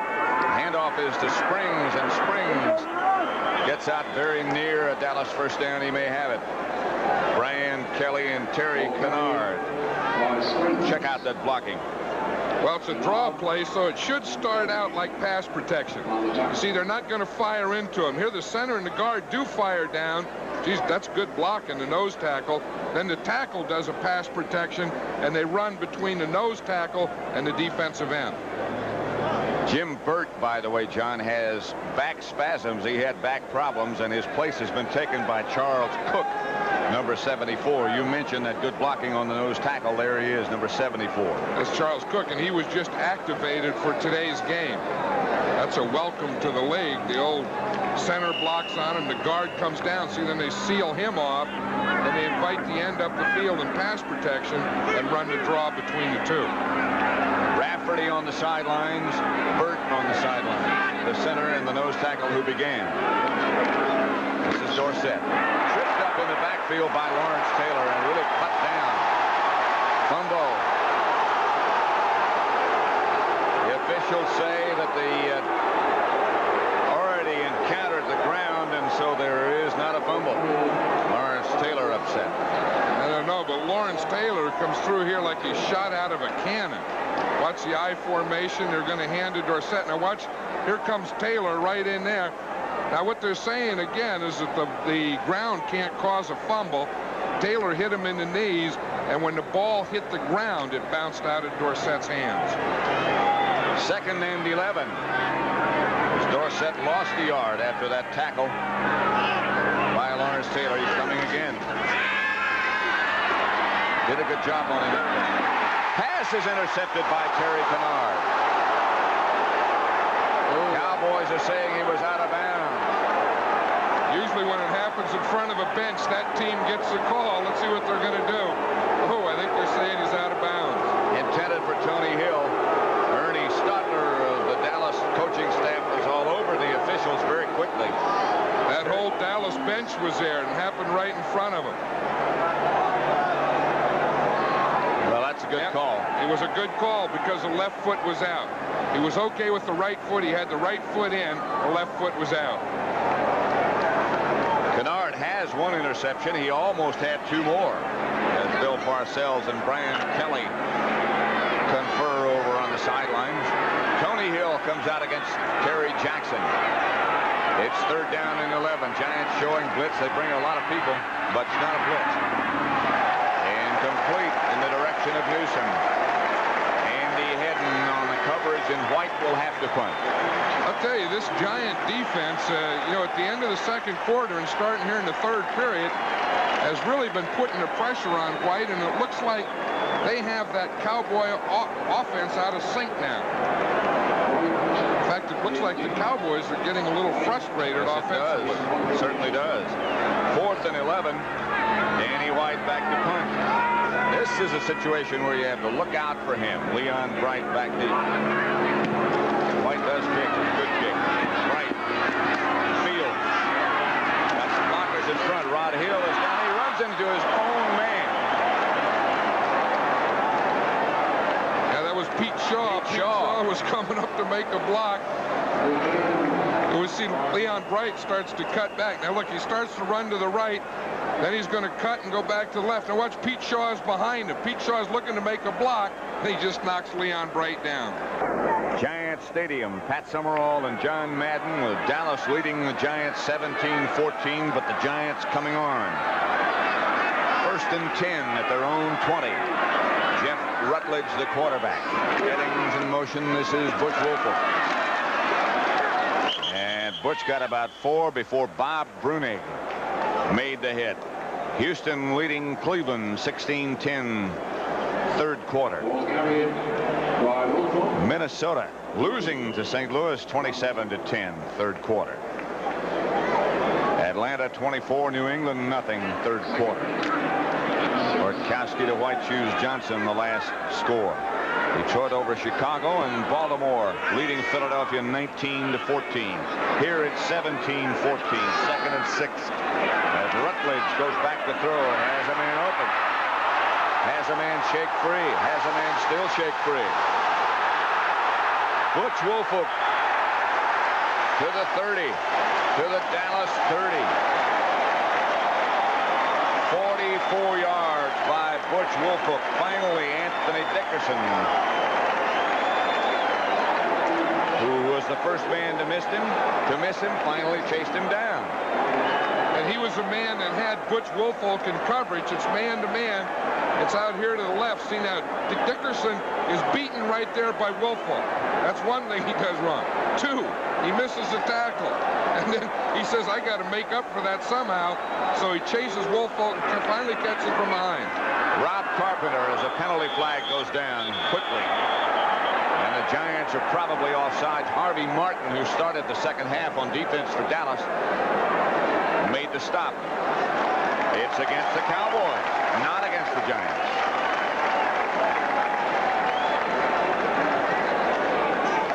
These two teams didn't play last year because of the strike situation. The last time they did play, the Giants won 13-10 in overtime. Freddie Wyant. Encroachment, number 51, 1st down. Well, that's a tough time for old Anthony Dickerson. He got beat on coverage, missed a tackle, and on the next play, he lines up offsides, or encroaches, they call it. Say, man, someone's picking on me. 1st and 5 from the Dallas 27. Handoff, and quickly hit is Butch Wolfolk by Randy White. Randy White must have made some move there on guard Billy Ard, because I don't even think Ard touched him. Let's see if we can see it from the end zone here. We'll be in the left side. See the left guard right there? Oh, he's blocking down. It's the center's block. See the center and the tackle block him right into the ball carrier. Brad Benson was trying to come with a cutoff block, and that's a tough guy to cut off. Here's Rutledge, rolling control roll. Sheds one tackler, throws down to Mulledy. Mulledy to the 10, and it's a Giant 1st down. Michael Downs finally made the stop. 15-yard gain. we'll see more and more of this. You see here, if he drops straight back, then he has to throw in the rush. You see, he starts back. He's going to roll to the left. There's Randy White. He makes him pull up, takes a few steps up, and he finds Mulledy right there. You see Brunig was there. He thought the play was over. He thought he was sacked, and he stopped his coverage of Mulledy. Mulledy gets a Giant first down at the 11, 1st and 10. Giants with a chance to go ahead, or at least tie. Hand off to Butch Woolfolk. He is taken down by Harvey Martin as he tried to cut back. I'll tell you one thing, if the Giants don't pick up a first down or a touchdown here, I bet they don't go for that fake field goal again. I would bet you're right. They'd probably like to have it back. The score would be tied right now, 17-17. One of the reasons that the Giants made a change from Scott Brunner to Jeff Rutledge was their inefficiency inside the 20. So let's see what Rutledge does. 2nd and 7. Rutledge rolls again. Cuts again. Ed Jones cut him down at the 10. Might have lost the yard.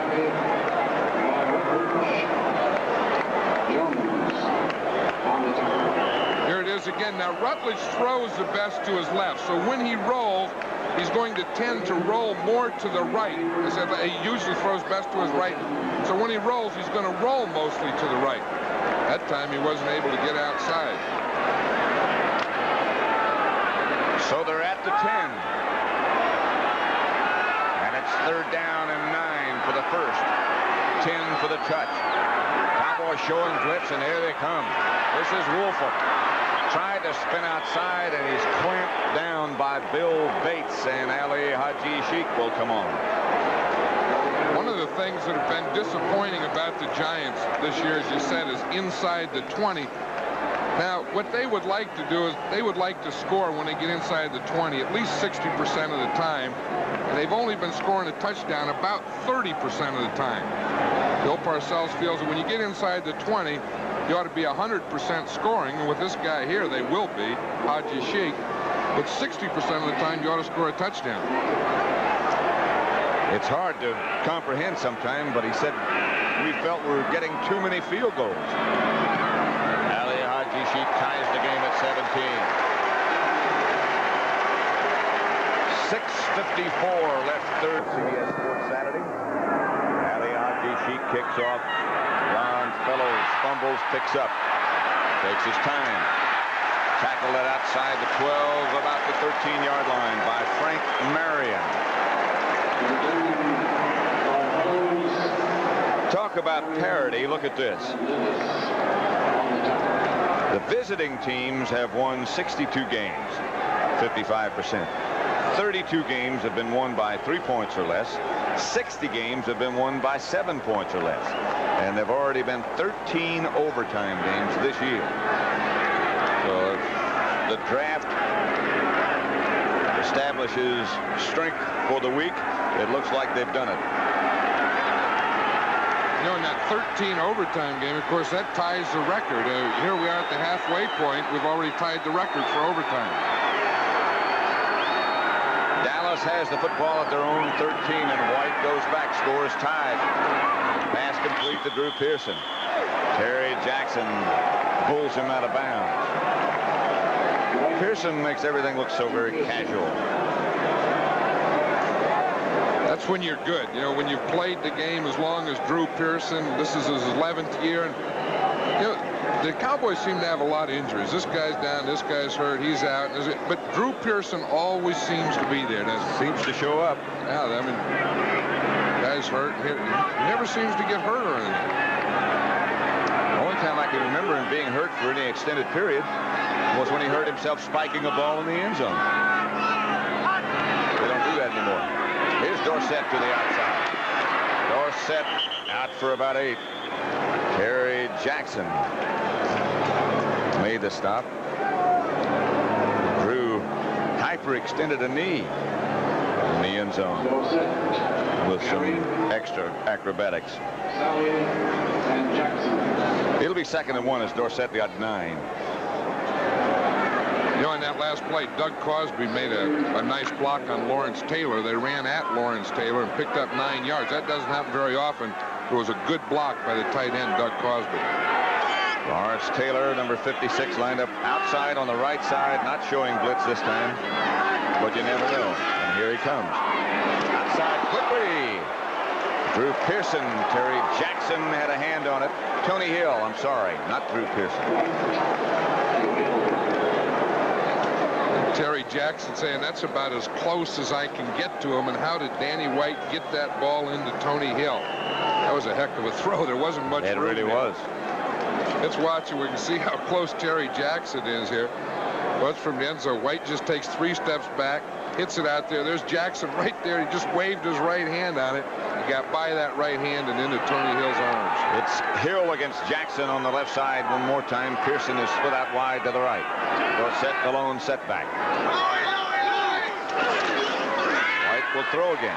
Does throw again. Cosby is wide open. Cosby's gone.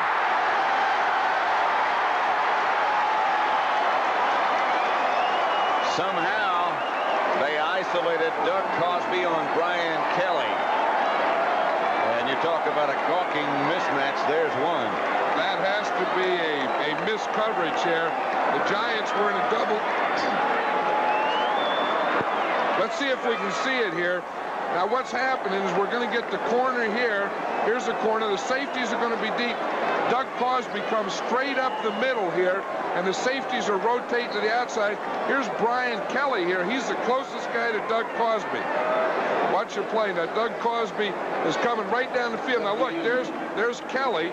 The safeties are out. The safeties rotated to the outside. There was no one in the middle. And there's no way you can cover like that. Raphael Septien hits the extra point, and Dallas retakes the lead. 24-17. And it's hard to criticize Doug Cosby, who just caught the longest touchdown pass of his career, 61 yards out from Danny White, and Raphael Septien will kick off. Leon right at the 5.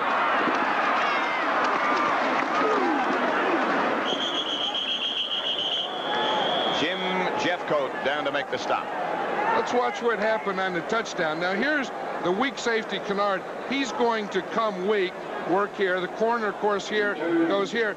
Now the safety's up here, so when Cosby releases, the only guy that can cover him is right there, Kelly.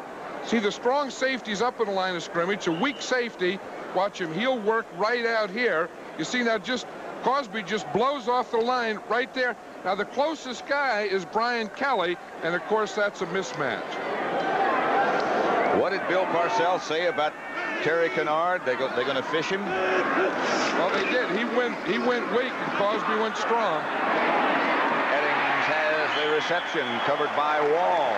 First down, Giants. Dallas leading 24-17, but not over by any means. There's Eddings out here again. Now, once you know a guy has speed, you have to honor him deep. See, so we see the corner. Walls is off him. So then Eddings can just make that out cut in front of him.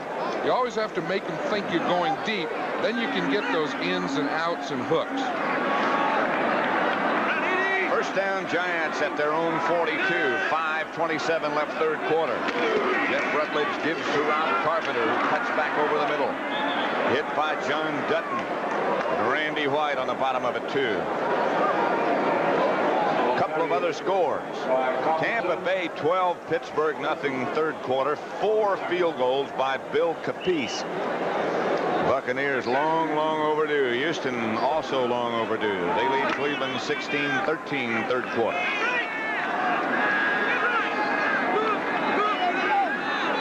Second and 7 here as Rutledge goes back to throw and does. Open is Butch Woolfolk with a lot of room. Woolfolk down the sideline. Downs finally knocks him out of bounds inside the Giant 15 at the 11.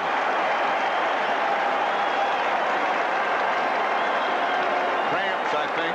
Looked like both legs cramped up on him at the end there. That's what it was, just cramped up. 2 big passes for Butch Woolfolk coming out of the backfield. And no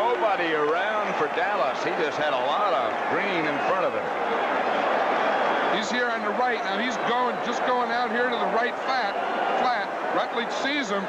Someone must have gotten picked off a linebacker because there was no one around Woolfolk, and they didn't catch him till he got down to the 12-yard line. Look right here. Looks like right at the end he starts to cramp up. He takes that hit there, then both of his legs cramped up. At the 11, this is Rutledge. Ducks under one sack attempt. Joe Morris was his intended receiver, and they couldn't come up with the handle. Harvey Martin with the pressure on Jeff Rutledge. Bill Parcells, the Giant head coach, back checking on Butch Woolfolk, and I'm sure that's what happened. Just cramps. He probably would like to ask Woolfolk if he could do that one more time. In his second half, Woolfolk out of the backfield has had 2 big passes for the Giants. 2 receptions for 88 yards.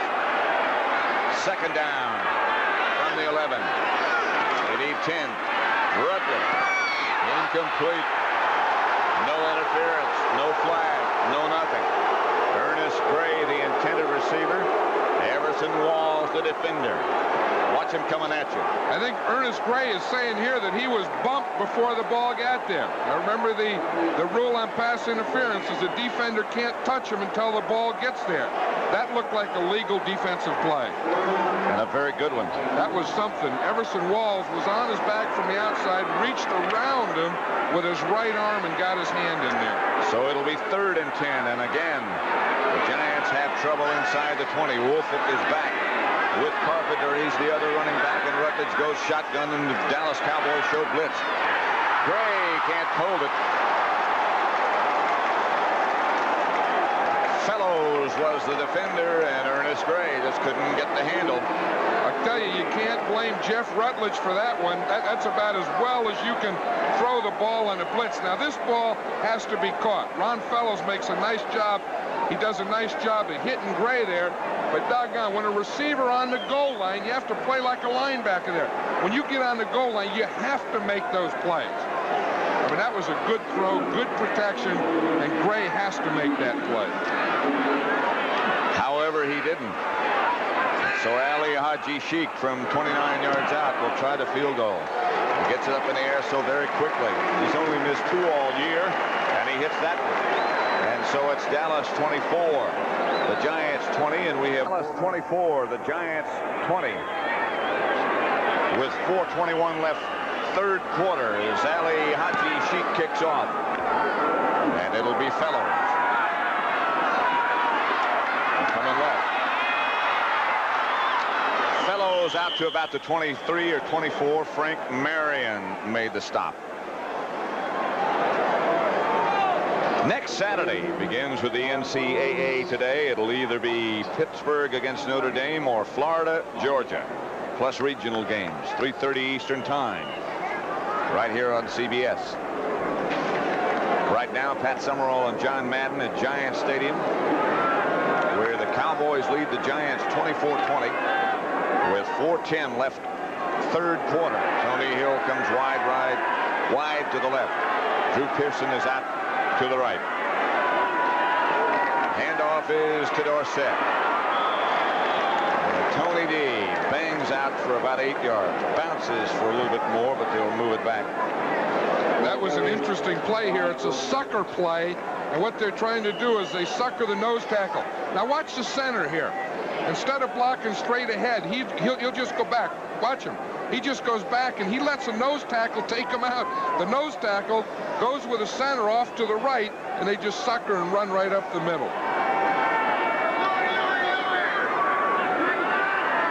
Dorsett has been averaging 6.3 yards on 1st down. This is Springs. Springs gets the Dallas 1st down out to outside the 40, maybe the 41. Harry Carson tripped him up. See what happened to Harry. Of course, he's the second guy there, number 53. Watch that. He does a pretty good job of taking on that blocker. That was Rafferty. It was Tom Rafferty going. He goes, whap, puts him down, and makes a tackle. That's the way an inside linebacker plays. Harry is a strong man. Harry says the men play inside, the boys play outside. Dorsett swings out of one blocker, away from one tackler. Terry Jackson came up to knock him out of bounds.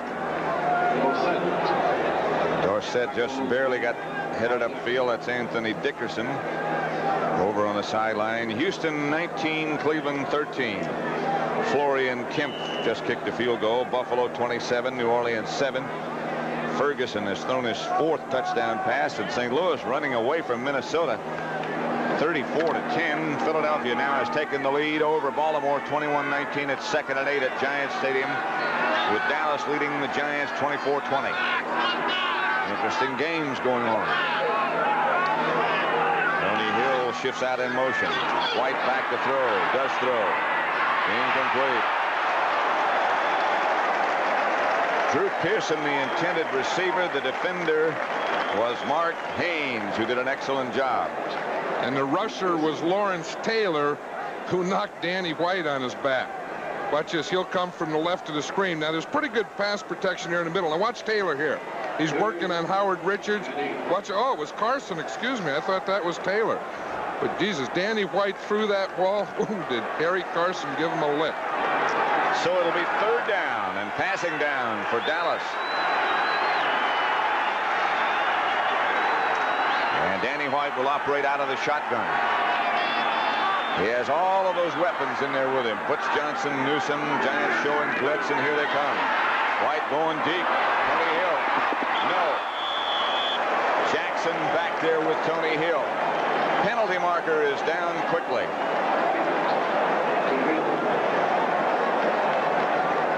Leonard Marshall, number 70 for the Giants, put whatever pressure there was, holding against the Giants. And that's probably another one against the tight end. Let's watch that rush here. We see the linemen coming, the linebackers, the 2 linebackers, Hedden and Taylor coming from the outside. We get pretty good pressure there from Byron Hunt. Number 43, 1st down. Just checking out the Dallas offensive alignment, Phil Pozderac has replaced Jim Cooper at the right tackle spot. Rafferty is back at center. Donovan is still there. Richards is still there. Peterson is still there. So Pozderac has replaced Cooper. Everything else remains intact. Inside handoff to Springs. Got a good block from Donovan, and Springs whirls down to about the Giant 43. For an NFL update, let's take you one more time back to Brent Musburger in our New York studio. Pat, the Bills are going to beat the Saints, but the headline in this game is Joe Ferguson. Here's his 4th touchdown pass of the day and his 2nd to Mike Mosley. And now he's tied with Lynn Dickey for the lead in the NFL at 19. Back to Pat and John. Brent here at Giants Stadium. It's Dallas 24, the Giants 20. Closing minutes, I should say, of the 3rd quarter. 2:01 left to play. Dallas leading 24-20. And on the move, Springs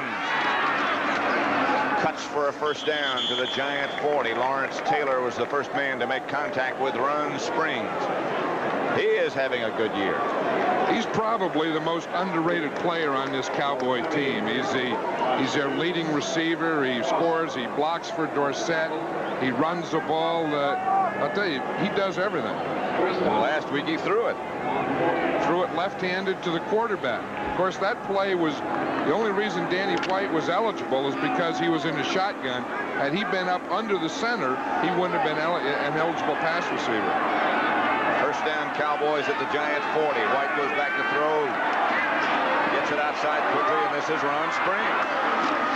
He gets the 1st down, stays on his feet, gets out of bounds. Terry Jackson hit him, forced him out of bounds, but Springs. I think Springs ran right over Terry Jackson. Jackson was coming up to make the tackle, and Springs just put his right shoulder down and ran right over him. But this one here, we see Springs in the backfield. See, he fakes in there like he's blocking, comes through the line underneath. Now watch him. Now here comes Jackson right here, 24. Watch him. Boom! He just put Jackson right down and kept on going. I think you're right. He did just run right over.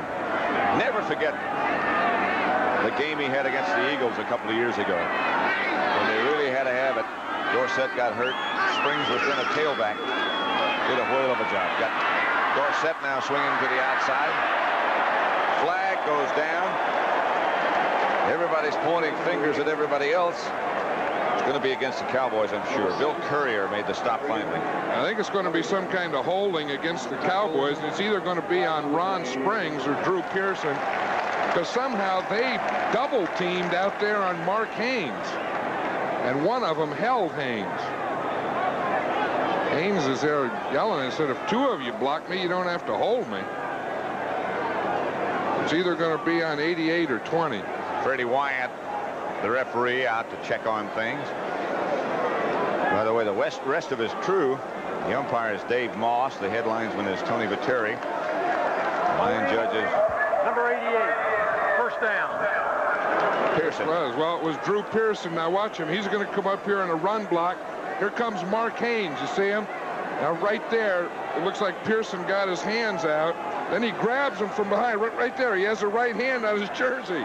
Haynes is saying that's enough, and here comes Ron Springs. He hits him. He's got the full handle. Yeah, he really did. He just grabbed a hunk of jersey and held on. He said, you're my man. Don't you make the tackle. So it's 1st and 20 as Pearson goes in motion. White. That's Timmy Newsom. Newsom at the 10, tackled by Terry Kennard. 27-yard pickup, a Dallas first down. They have it at the Giant 10. I'll tell you one thing about these Cowboys. They hurt you with so many weapons. We see Dorsett run, Springs catch a ball, Pearson, Tony Hill, Timmy Newsom comes in the game. Boom, they just hit him right down the middle, and he gets a big play. They can come at you from a lot of different areas. Here is Taylor blitzing. What's that? Pat Donovan. He's a left tackle. He's going to take Lawrence Taylor. They'll let the guard take the defensive end, but the tackle's going to take Taylor. Handoff Springs to about the 7. Brad Van Pelt, number 10, on the bottom of the pile. You know, I'll tell you what really took the wind out of the sails of the Giants on this defense is when they had, on this drive, is when they had 3rd down, and Terry Kennard had that holding penalty that gave the Cowboys a first down. So that's the end of the 3rd quarter with the score Dallas 24, the Giants 20. We're at Giants Stadium in the Meadowlands. Pat Summerall and John Madden. 2nd and 7, the ball at the Giants 7. Cowboys have it. They lead 24-20.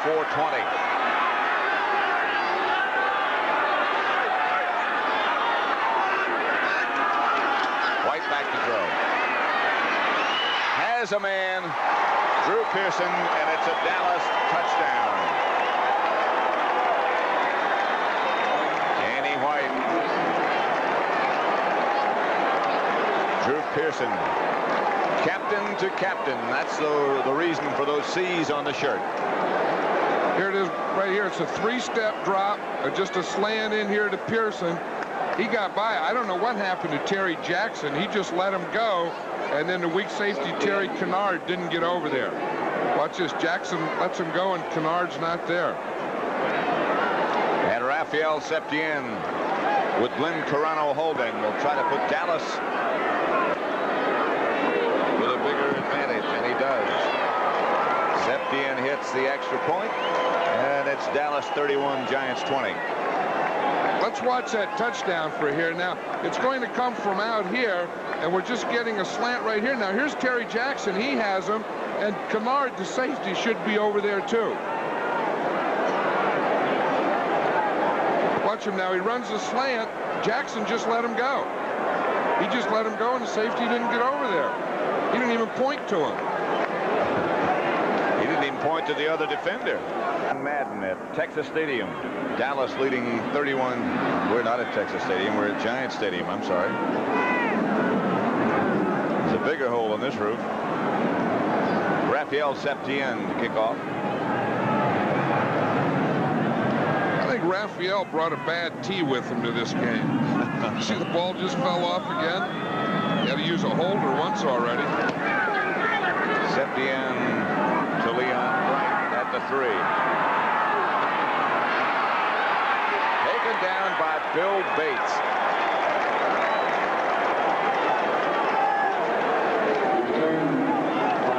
Bill Bates has become sort of a return.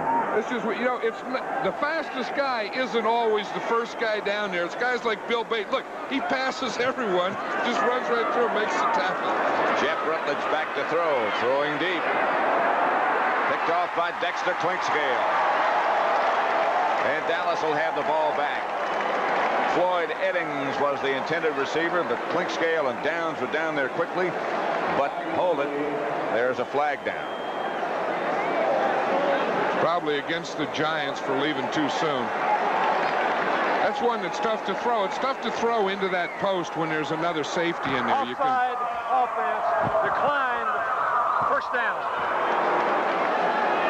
You can beat one guy on it, but trying to beat two guys in the post deep is very, very difficult. In fact, it's impossible. See, well, watch this. Look, it's just man-to-man. The guy, there's Downs outside, Clinkscale inside. There's no way that that pass can be completed. You can't have better coverage than that. You have to throw it somewhere else. That's perfect.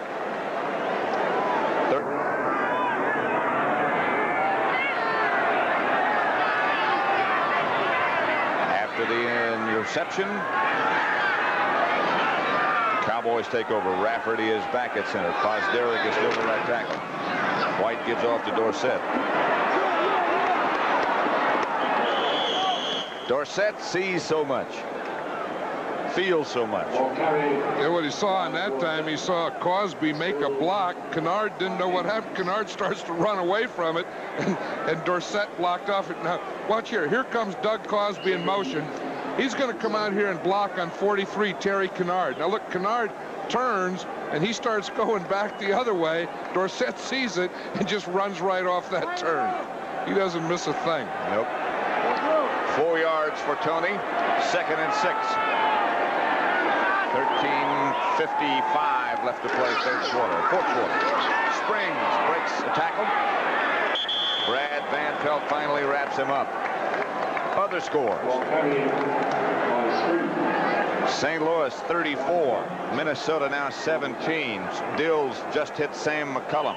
Atlanta 24. New England 7. Grogan to Derek Ramsey. Detroit 31. Chicago 10. Walter Payton just scored for the Bears to make it at least respectable. It's 3rd and 5 here. And White goes back in the shotgun.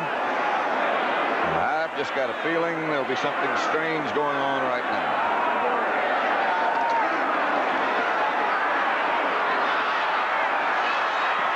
All right there. Drew Pearson turned inside, had the ball come right directly over his head. A very difficult catch. And one that he's made many times before. Watch him here on Mark Haynes again. Now, the problem with Haynes here is when he's up there, oh, geez, he even grabs him there. You see, and then he turns him, he brings him inside to the outside, but Haynes didn't get a bump. When you're up that tight, you have to get a bump. And that ball was a good thrown pass. Drew Pearson should have caught that pass. He worked too hard not to catch it. Looking straight back over his head. White pick it up soon enough. Here's White. Leon Bryant lets it bounce. And Fellows downs it at the 2-yard line. A flag is down.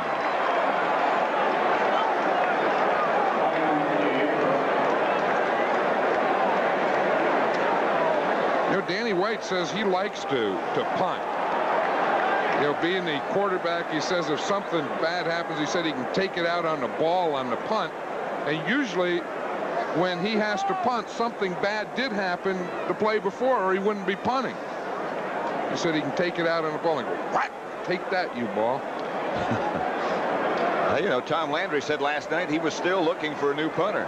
I wonder if he's still going to after today. Well, Danny White says he wants to punt, but Tom Landry says he doesn't want him to, and Tom kind of gets his way.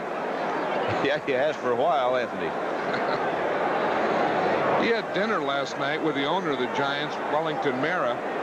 Last 2 times that they've been here. Number 52, first down.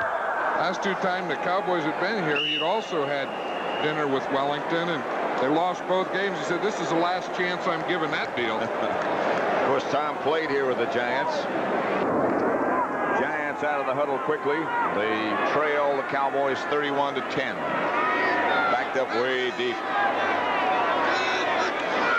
Rutledge in the end zone. Outside Ernest Gray.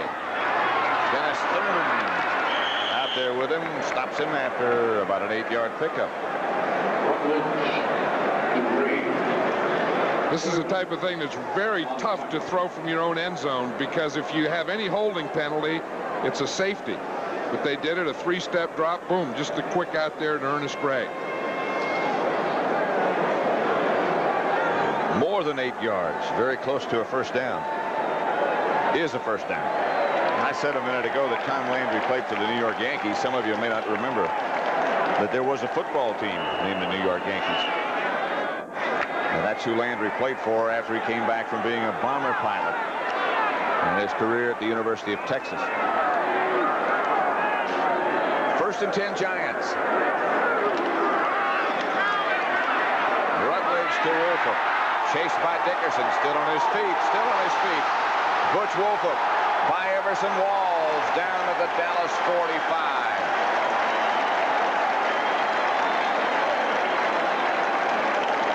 Butch Wolfolk is one of those guys who's trying to fire this Giant team up today. I'll tell you, he's been doing very well coming out of the backfield man-to-man on Anthony Dickerson.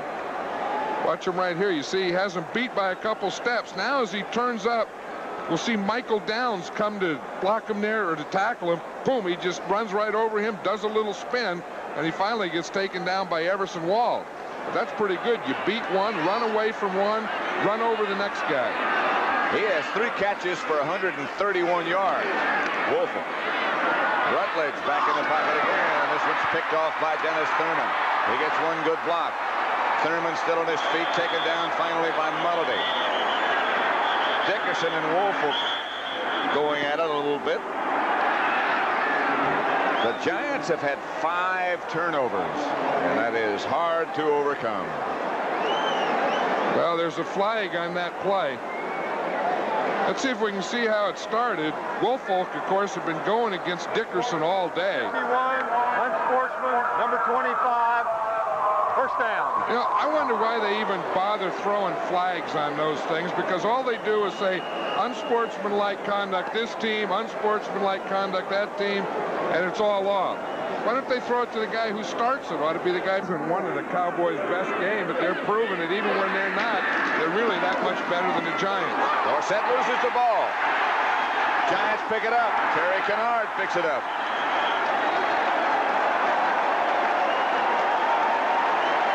Well,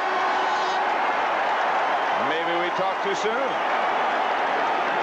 Danny White's over there arguing with the official. He said the ball was down. Terry Kennard appeared to have hurt his foot just a bit. Let's see. It's just the flip and the sweep led by Springs. Dorsett, oh, he just got kicked there. I see what Danny White was arguing about is that old rule that the ground can't cause a fumble, that it wasn't he was hit. The ball went out when he hit the ground. Danny White was right. When he hit the artificial turf. Nevertheless, the Giants have the ball at the Dallas 32. And Rutledge goes back to throw. Throws deep for Gray. And the flag goes down. Dennis Thurman ran into Gray. But he tried to get away. Thurman tried to get away. He's saying that it's on Gray. The Cowboys are saying it's against Gray. I don't think so. No penalty. The ball could not be caught. No penalty. The ball could not be caught. That's a terrible rule. That's the dumbest rule in the book. I'll tell you, because how do they know that it couldn't be caught? If the guy hadn't bumped him, how do they know that the guy couldn't catch the ball? The bump is the thing that changes everything. I think the acting job does a good job here. Yeah, if he's bumped and turned off his course, how do you know that he couldn't catch the ball? I really think that is a bad thing. Say that there's no penalty because he couldn't have caught the ball anyway. You don't know. Had you let him go, he may have caught the ball. J.T. Turner was the injured Giant who walks off the field now.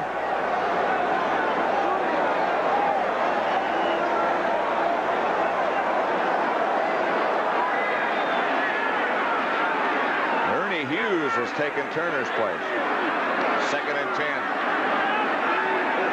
11:48 left to play. Dallas trying to put the pressure on Rutledge. He gets away.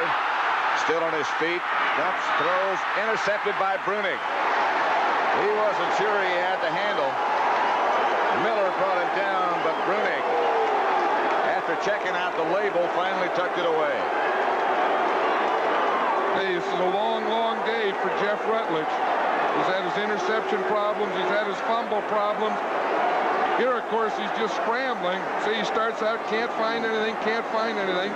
Does a pretty good job of getting out here. Then he gets another rush, and you see what happened. He had to back up as he was throwing the ball. So Dallas survives, and here's Rutledge again. There's Big Too-Tall. You see, he's coming at him, and he just had to stop and back up, and he didn't have anything on the ball, trying to get it to Miller. That pass looked like a kickoff. 1st and 10 from the 25 for the Cowboys, and Dorsett slashes over to the left for about 7. Harry Carson tripped him up. Cowboys are 7-1. Giants 5-1. Giants 6 turnovers, Dallas 2. Of course, the Giants aren't good enough to have that many turnovers. It was interesting last week. The Raiders had 6 turnovers and beat the Cowboys, but the Giants aren't that good that they can afford 6 turnovers. 2nd and 1 as Dorsett gets a rest, and Newsom is the tailback.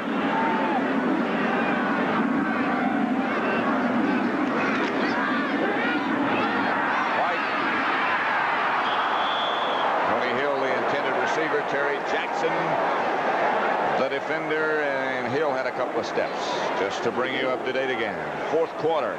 Pittsburgh seems to be coming back. Tampa Bay still leads 12-7. Buffalo 27, New Orleans 14. Saints just scored. Minnesota coming back. And New England making an attempt against Atlanta. Detroit 31, Chicago 17. Jim McMahon is now the quarterback, and that score 22-21, Baltimore over Philadelphia. 3rd and 1. Dallas coaches yelling for a timeout over on the sideline as the 30-second clock is down to 5 seconds, and they take a timeout. You hear Tony Hill come off the field. He said, "Nobody told me, nobody told me." And he and assistant coach Dick Nolan were arguing down there. And Danny White comes over to the sideline to check out things. Pat Summerall and John Madden at Giant Stadium, where the Cowboys lead the Giants 31-20 with 10:47 left, 4th quarter. Bill Parcells, in his first year as the Giant coach, beleaguered would be an understatement. Doug Cosby is the flanker right behind Billy Joe Dupree. So the 2 tight ends, and there goes Cosby. That's the spring. Jolts his way outside the 35, and that should be enough for a Dallas first down. Very close, but should be enough.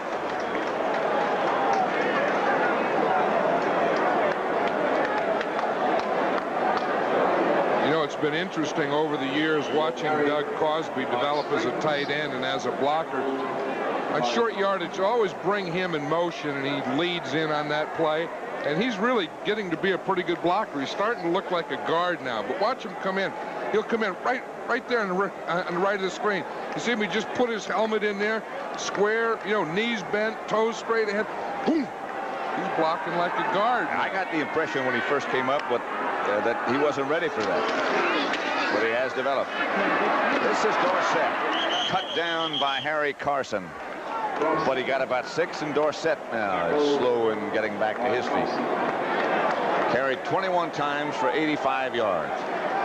Asking for some help. Tough guy. You know, last week, every week, every NFL team has to put in their injury list, and they listed Dorsett as probable overall body soreness. You can see why. Well, everyone that ever plays the Cowboys, every week when we do a Cowboy game, we go, and I always say the #1 thing we have to stop is Tony Dorsett. They got a lot of guys looking for him.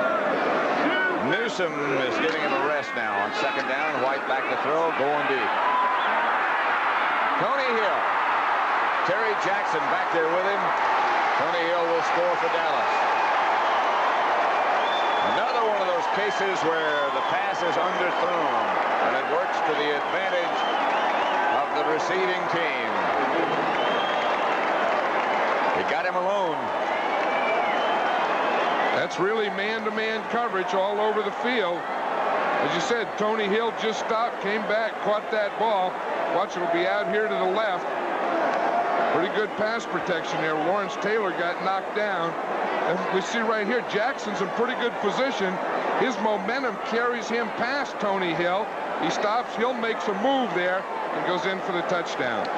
Danny White's 5th touchdown pass of the day. That ties a club record, which was shared by Eddie LeBaron, Don Meredith, and Craig Morton. 5 touchdown passes for Danny White. Septien adds the extra point, and it's Dallas 38. The Giants 20. Bill Parsons. Scott Bruner hasn't had an offensive snap in 2 weeks. Septien kicks off. This time it's Joe Morris. Morris swings outside the 30 to about the 31. Another one of our long games.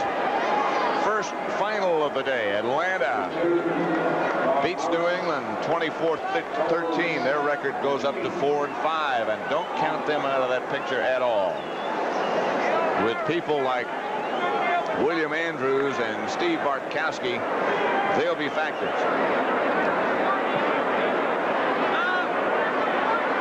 First down, Giants at their own 31. Rutledge up under the center. Now the Cowboys can lay it back and go after him. Dickerson takes down Rob Carpenter after about an 8-yard gain. You know, those Falcons have another great player, and we saw him last week, and that was Billy White Shoes Johnson. He looked like a one-man gang, didn't he? He had, what, 221 yards by himself? Right. Baltimore beat Philadelphia. That makes the Eagles 4-5, and Baltimore still in the picture in the AFC East.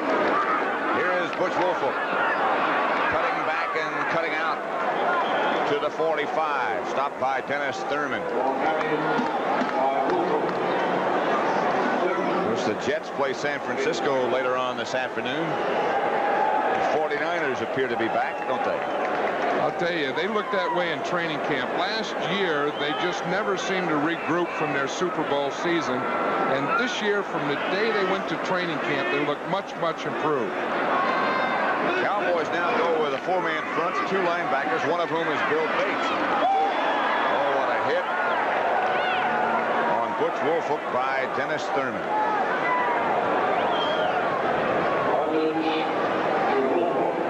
There's another guy. They always think they're going to replace Dennis Thurman at corner. He's too small, he's too slow, he's too this, and he's too that. But one thing about these Cowboy corners, you may get something on them. You may get something once in a while, but you're not going to make a steady diet of it. They'll get one back for you. And they hide Thurman in the middle in certain situations. Down goes Jeff Rutledge in the arms of Randy White. That hurt. Let's go. It's Dallas 38, the Giants 20. 6th sack of Jeff Rutledge. Down by Randy White. Rutledge back. Fires to the outside. The Woolfolk and Pates is right out there with him. I think Bates is one of those guys like Lawrence Taylor. He likes the game. He sure does. Jeff Rutledge, I think on the play before that, when when Randy White sacked him, I think he hurt his left knee. Dave Jennings back in the punt with Rod Hill back deep for Dallas. The stands start to empty. Jennings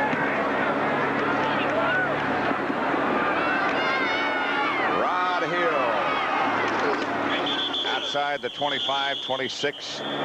Frank Marion down to make the stop one more time. This telecast is presented by authority of the National Football League, and it's intended for the private use of our audience. Any rebroadcast or other use of this telecast without the express written consent of the New York Giants and the National Football League is prohibited. Scott Brunner warming up over on the sideline as his Giants trailed 38-20. Dallas on its way to another victory. This would make them 8-1. Danny White still the quarterback. Dorsett is back in. And the handoff is to Dorsett. And Dorsett gets out the 35, outside the 35 to about the 37 before Byron Hunt. Tony, 22 carries, 94 yards today. Checking out Jeff Rutledge. Looks like his left knee might be the problem. Scowls and frowns on the other side and legs crossed, and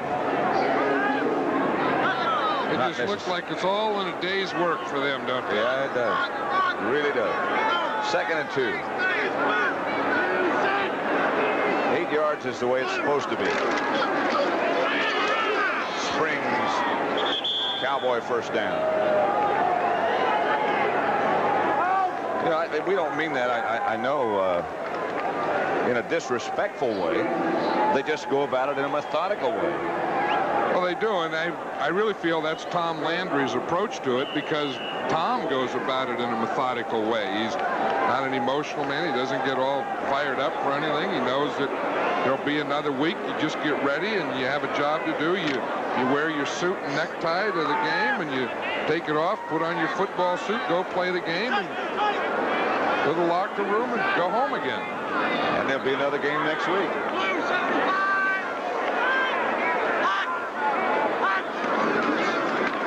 Newsom. And Timmy Newsom gets about 4.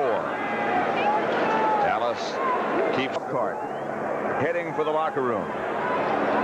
Problems with his left knee, it appears. Bill Parcells, problems with the team, it appears. 2nd down and 6, and Danny White looks downfield. All the time in the world. Throws it to the other folks. Terry Kennard comes up with the interception, then loses the ball. The ball is still loose. Everybody chases it. Giants have it. I'll tell you, that play really says something about Tony Dorsett. That ball was thrown to Tony Dorsett. He drew a crowd. It probably shouldn't have. But when Kennard intercepted the ball, Dorsett turned and burst and came back and made the tackle.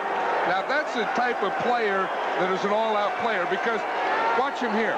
He had every excuse not to do this. But watch this burst. He'll come into the screen right there, and Dorsett's the guy that made the tackle and darn near got a fumble. Now, he could have had every reason not to do that. But the great ones do that instinctively. And Scott Brunner is the Giant quarterback, and he goes to work quickly. Pass incomplete. Intended for Floyd Eddings. The word on Jeff Rutledge, by the way, is that he's gone to the locker room for x-rays on a badly bruised knee. So apparently not a cartilage or a ligament problem. You know, the Giants' situation at quarterback, it started out to be controversial because they had the 3 quarterbacks. Scott Brunner started the season. Phil Simms was his backup. Jeff Rutledge was a third. Then Simms gets hurt, so it's down to 2, and now Rutledge. So it's down to Scott Brunner, the only quarterback they have healthy. This is Butch Wolford. Butch to about the 38, stopped by Randy White. Dallas leading 38-20 with 3.5 minutes left to play in this football game. Dallas has 2 timeouts remaining. They both have all of their timeouts remaining. You know, when the Giants look at this film, Pat, they're going to find 2 guys where the Giants have played very, very hard today. One is Butch Wolfolk, and the other guy is Lawrence Taylor. They may find more than that, but I know they'll find those 2. No question about that. Here's Brunner dropping straight back. Firing across the middle to Eddings. Incomplete, and there goes the flag. Hold it penalty marker. Rod Hill, I think, is going to be called for pass interference. And now they say maybe not. Well, it's pushing or holding, but then that other penalty may be for arguing about it. Rod Hill's down in the ground. I don't know if he's hurt or... I think cramps again. Yeah. I thought tennis players only got cramps. Well, you know, it's a cold day here, and sometimes you sweat. Then you go to the sideline, and you kind of tighten up. Number 32. Dennis Thurman. Dennis Thurman.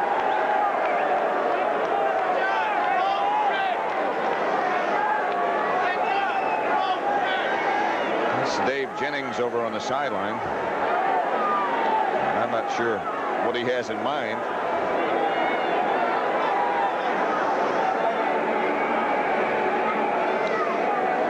Giant president Wellington Mara looking on. Rod Hill, I'm sure, with cramps.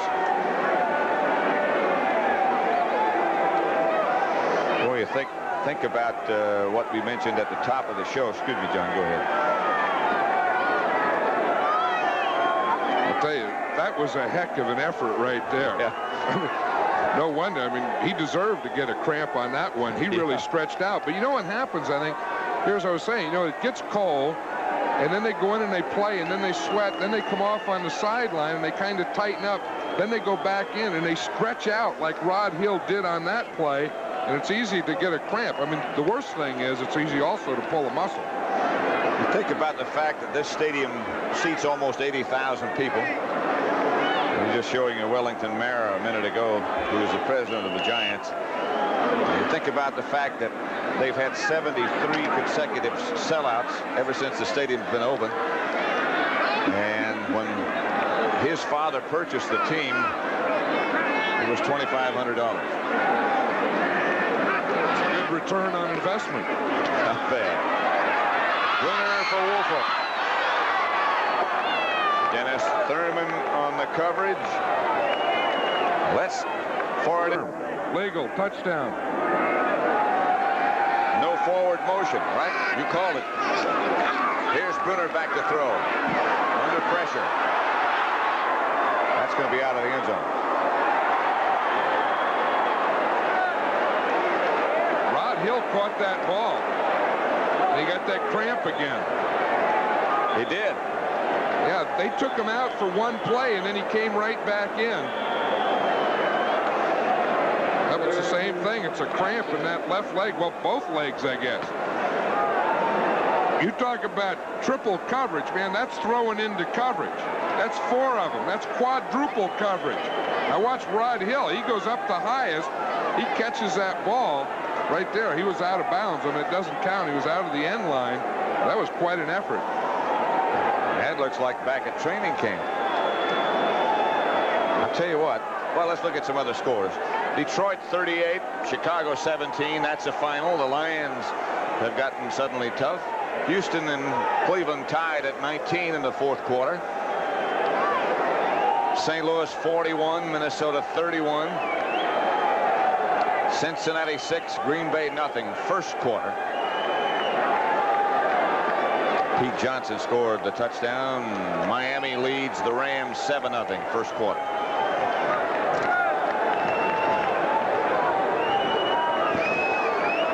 Get your head up, Scott. We still got some time to play here. Let's go. Tell you what, if you've never had, I started to say a minute ago, if you've never had those cramps in your legs like that, it's like somebody stuck a knife into your leg and started to wiggle it around. As you know, as Rod Hill knows, it'll go away, and then you go back in, it's going to come back again. Yeah, that's right. Which is exactly what happened to him. As you know, that Miami-Los Angeles game is our doubleheader game, the second half of our doubleheader. For most of you, not here in New York. Here's Rod Hill. Look at that. You could see both of those legs. They look like they went into spasm. Right. You see them just kind of shake and quiver. 3rd and 10 for Brunner. He throws outside to Ernest Gray. And Ernest is wrapped up by Ron Fellows.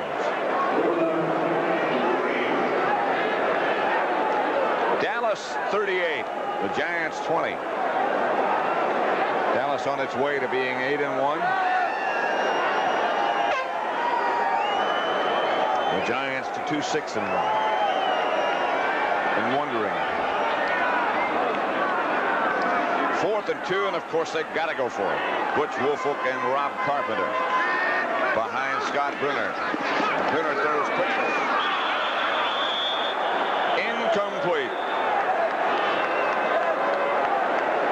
And Dallas will take over. They come out with their backup folks.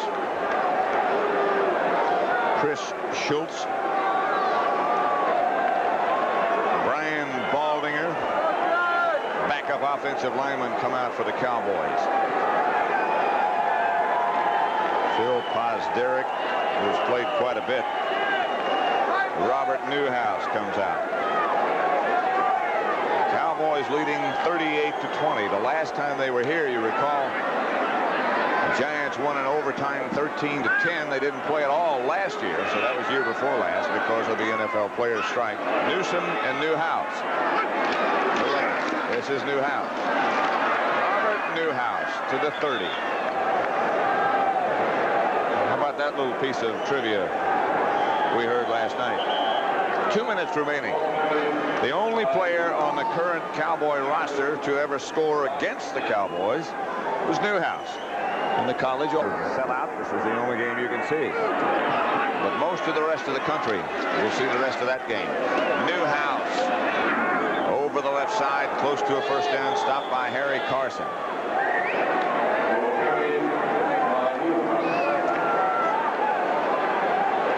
Cowboys going with an offensive line of Phil Pozderac, Chris Schultz, both of whom are 6'8" and about 270 pounds. Hogeboom is the quarterback. Cosby still playing. Herbert Scott is, of course, number 68. Executive producer of the NFL here on CBS is Terry O'Neill. The senior producer, Charles Milton III. Produced by Robert D. Stinner. Any comment, John? I'll tell you, it's been a joy. No, I do have something to say. It's been a joy, and we're going to miss him. Sandy Grossman, our director. Joan Vitrano, the associate producer. Artie 10. It's always nice to have him around. That gives you a comfortable feeling. Scott Johnson, Bob Brown, Bob Siderman, an audio man. But Bob Stinner will be missed. He is leaving us as of this week. We want him back.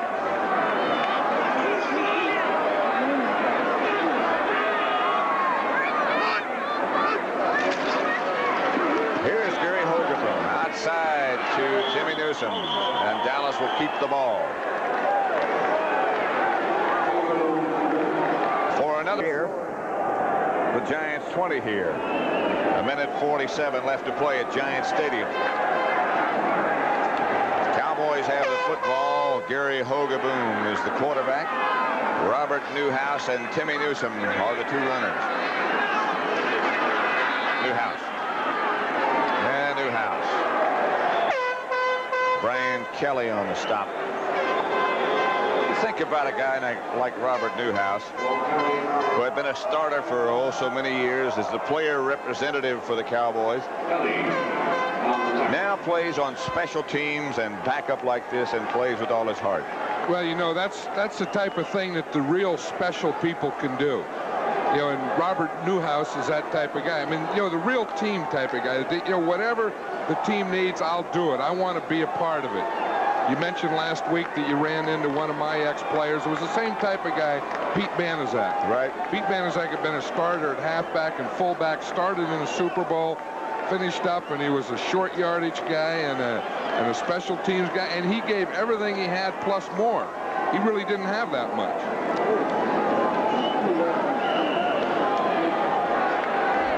Well, he had enough left to say great things about you. Second down and 4 at the 44.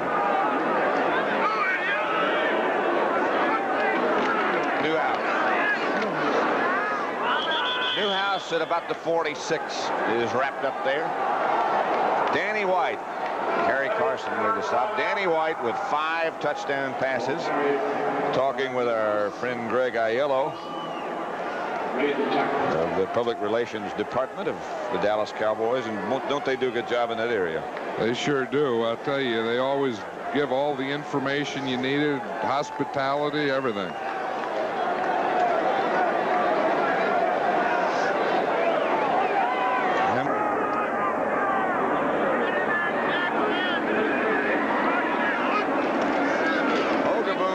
To Newsom. Timmy Newsom gets a Dallas first down and rumbles down into Giant territory. Dallas will have the first down. Again, here is Brent Musburger. Pat, next Sunday, of course, the Eagles and the Cowboys will meet head-on. And today, the Eagles lost to the Colts as Raul Alegre nailed this 31-yard field goal with time running down. 22-21. Back to Pat and John. Remember, we met him the last preseason game, the Houston game. He was still there, and he was working with that guy, Rafael Septien. Even Rafael said, you know, he's a good kicker. He's going to play someplace in this league. He's not going to play here on this team. This is my team, but he'll play for someone else. And he just beat the Eagles for Baltimore. Here's Giant swarm on him, led by Leonard Marshall. A couple of final scores as this game is running longer and longer. Pittsburgh beat Tampa Bay. That's 9 straight the Bucs have lost. Pittsburgh 17, Tampa Bay 12. Buffalo 27, New Orleans 21. Clock is running down and out, and the Cowboys will win this one as everybody's starting to walk off the field, and it's going to be a long night and appears to be a long season for Bill Parcells. And Tom Landry, those 5-yard markers and those hash marks don't get any further apart for him. He still takes those long steps.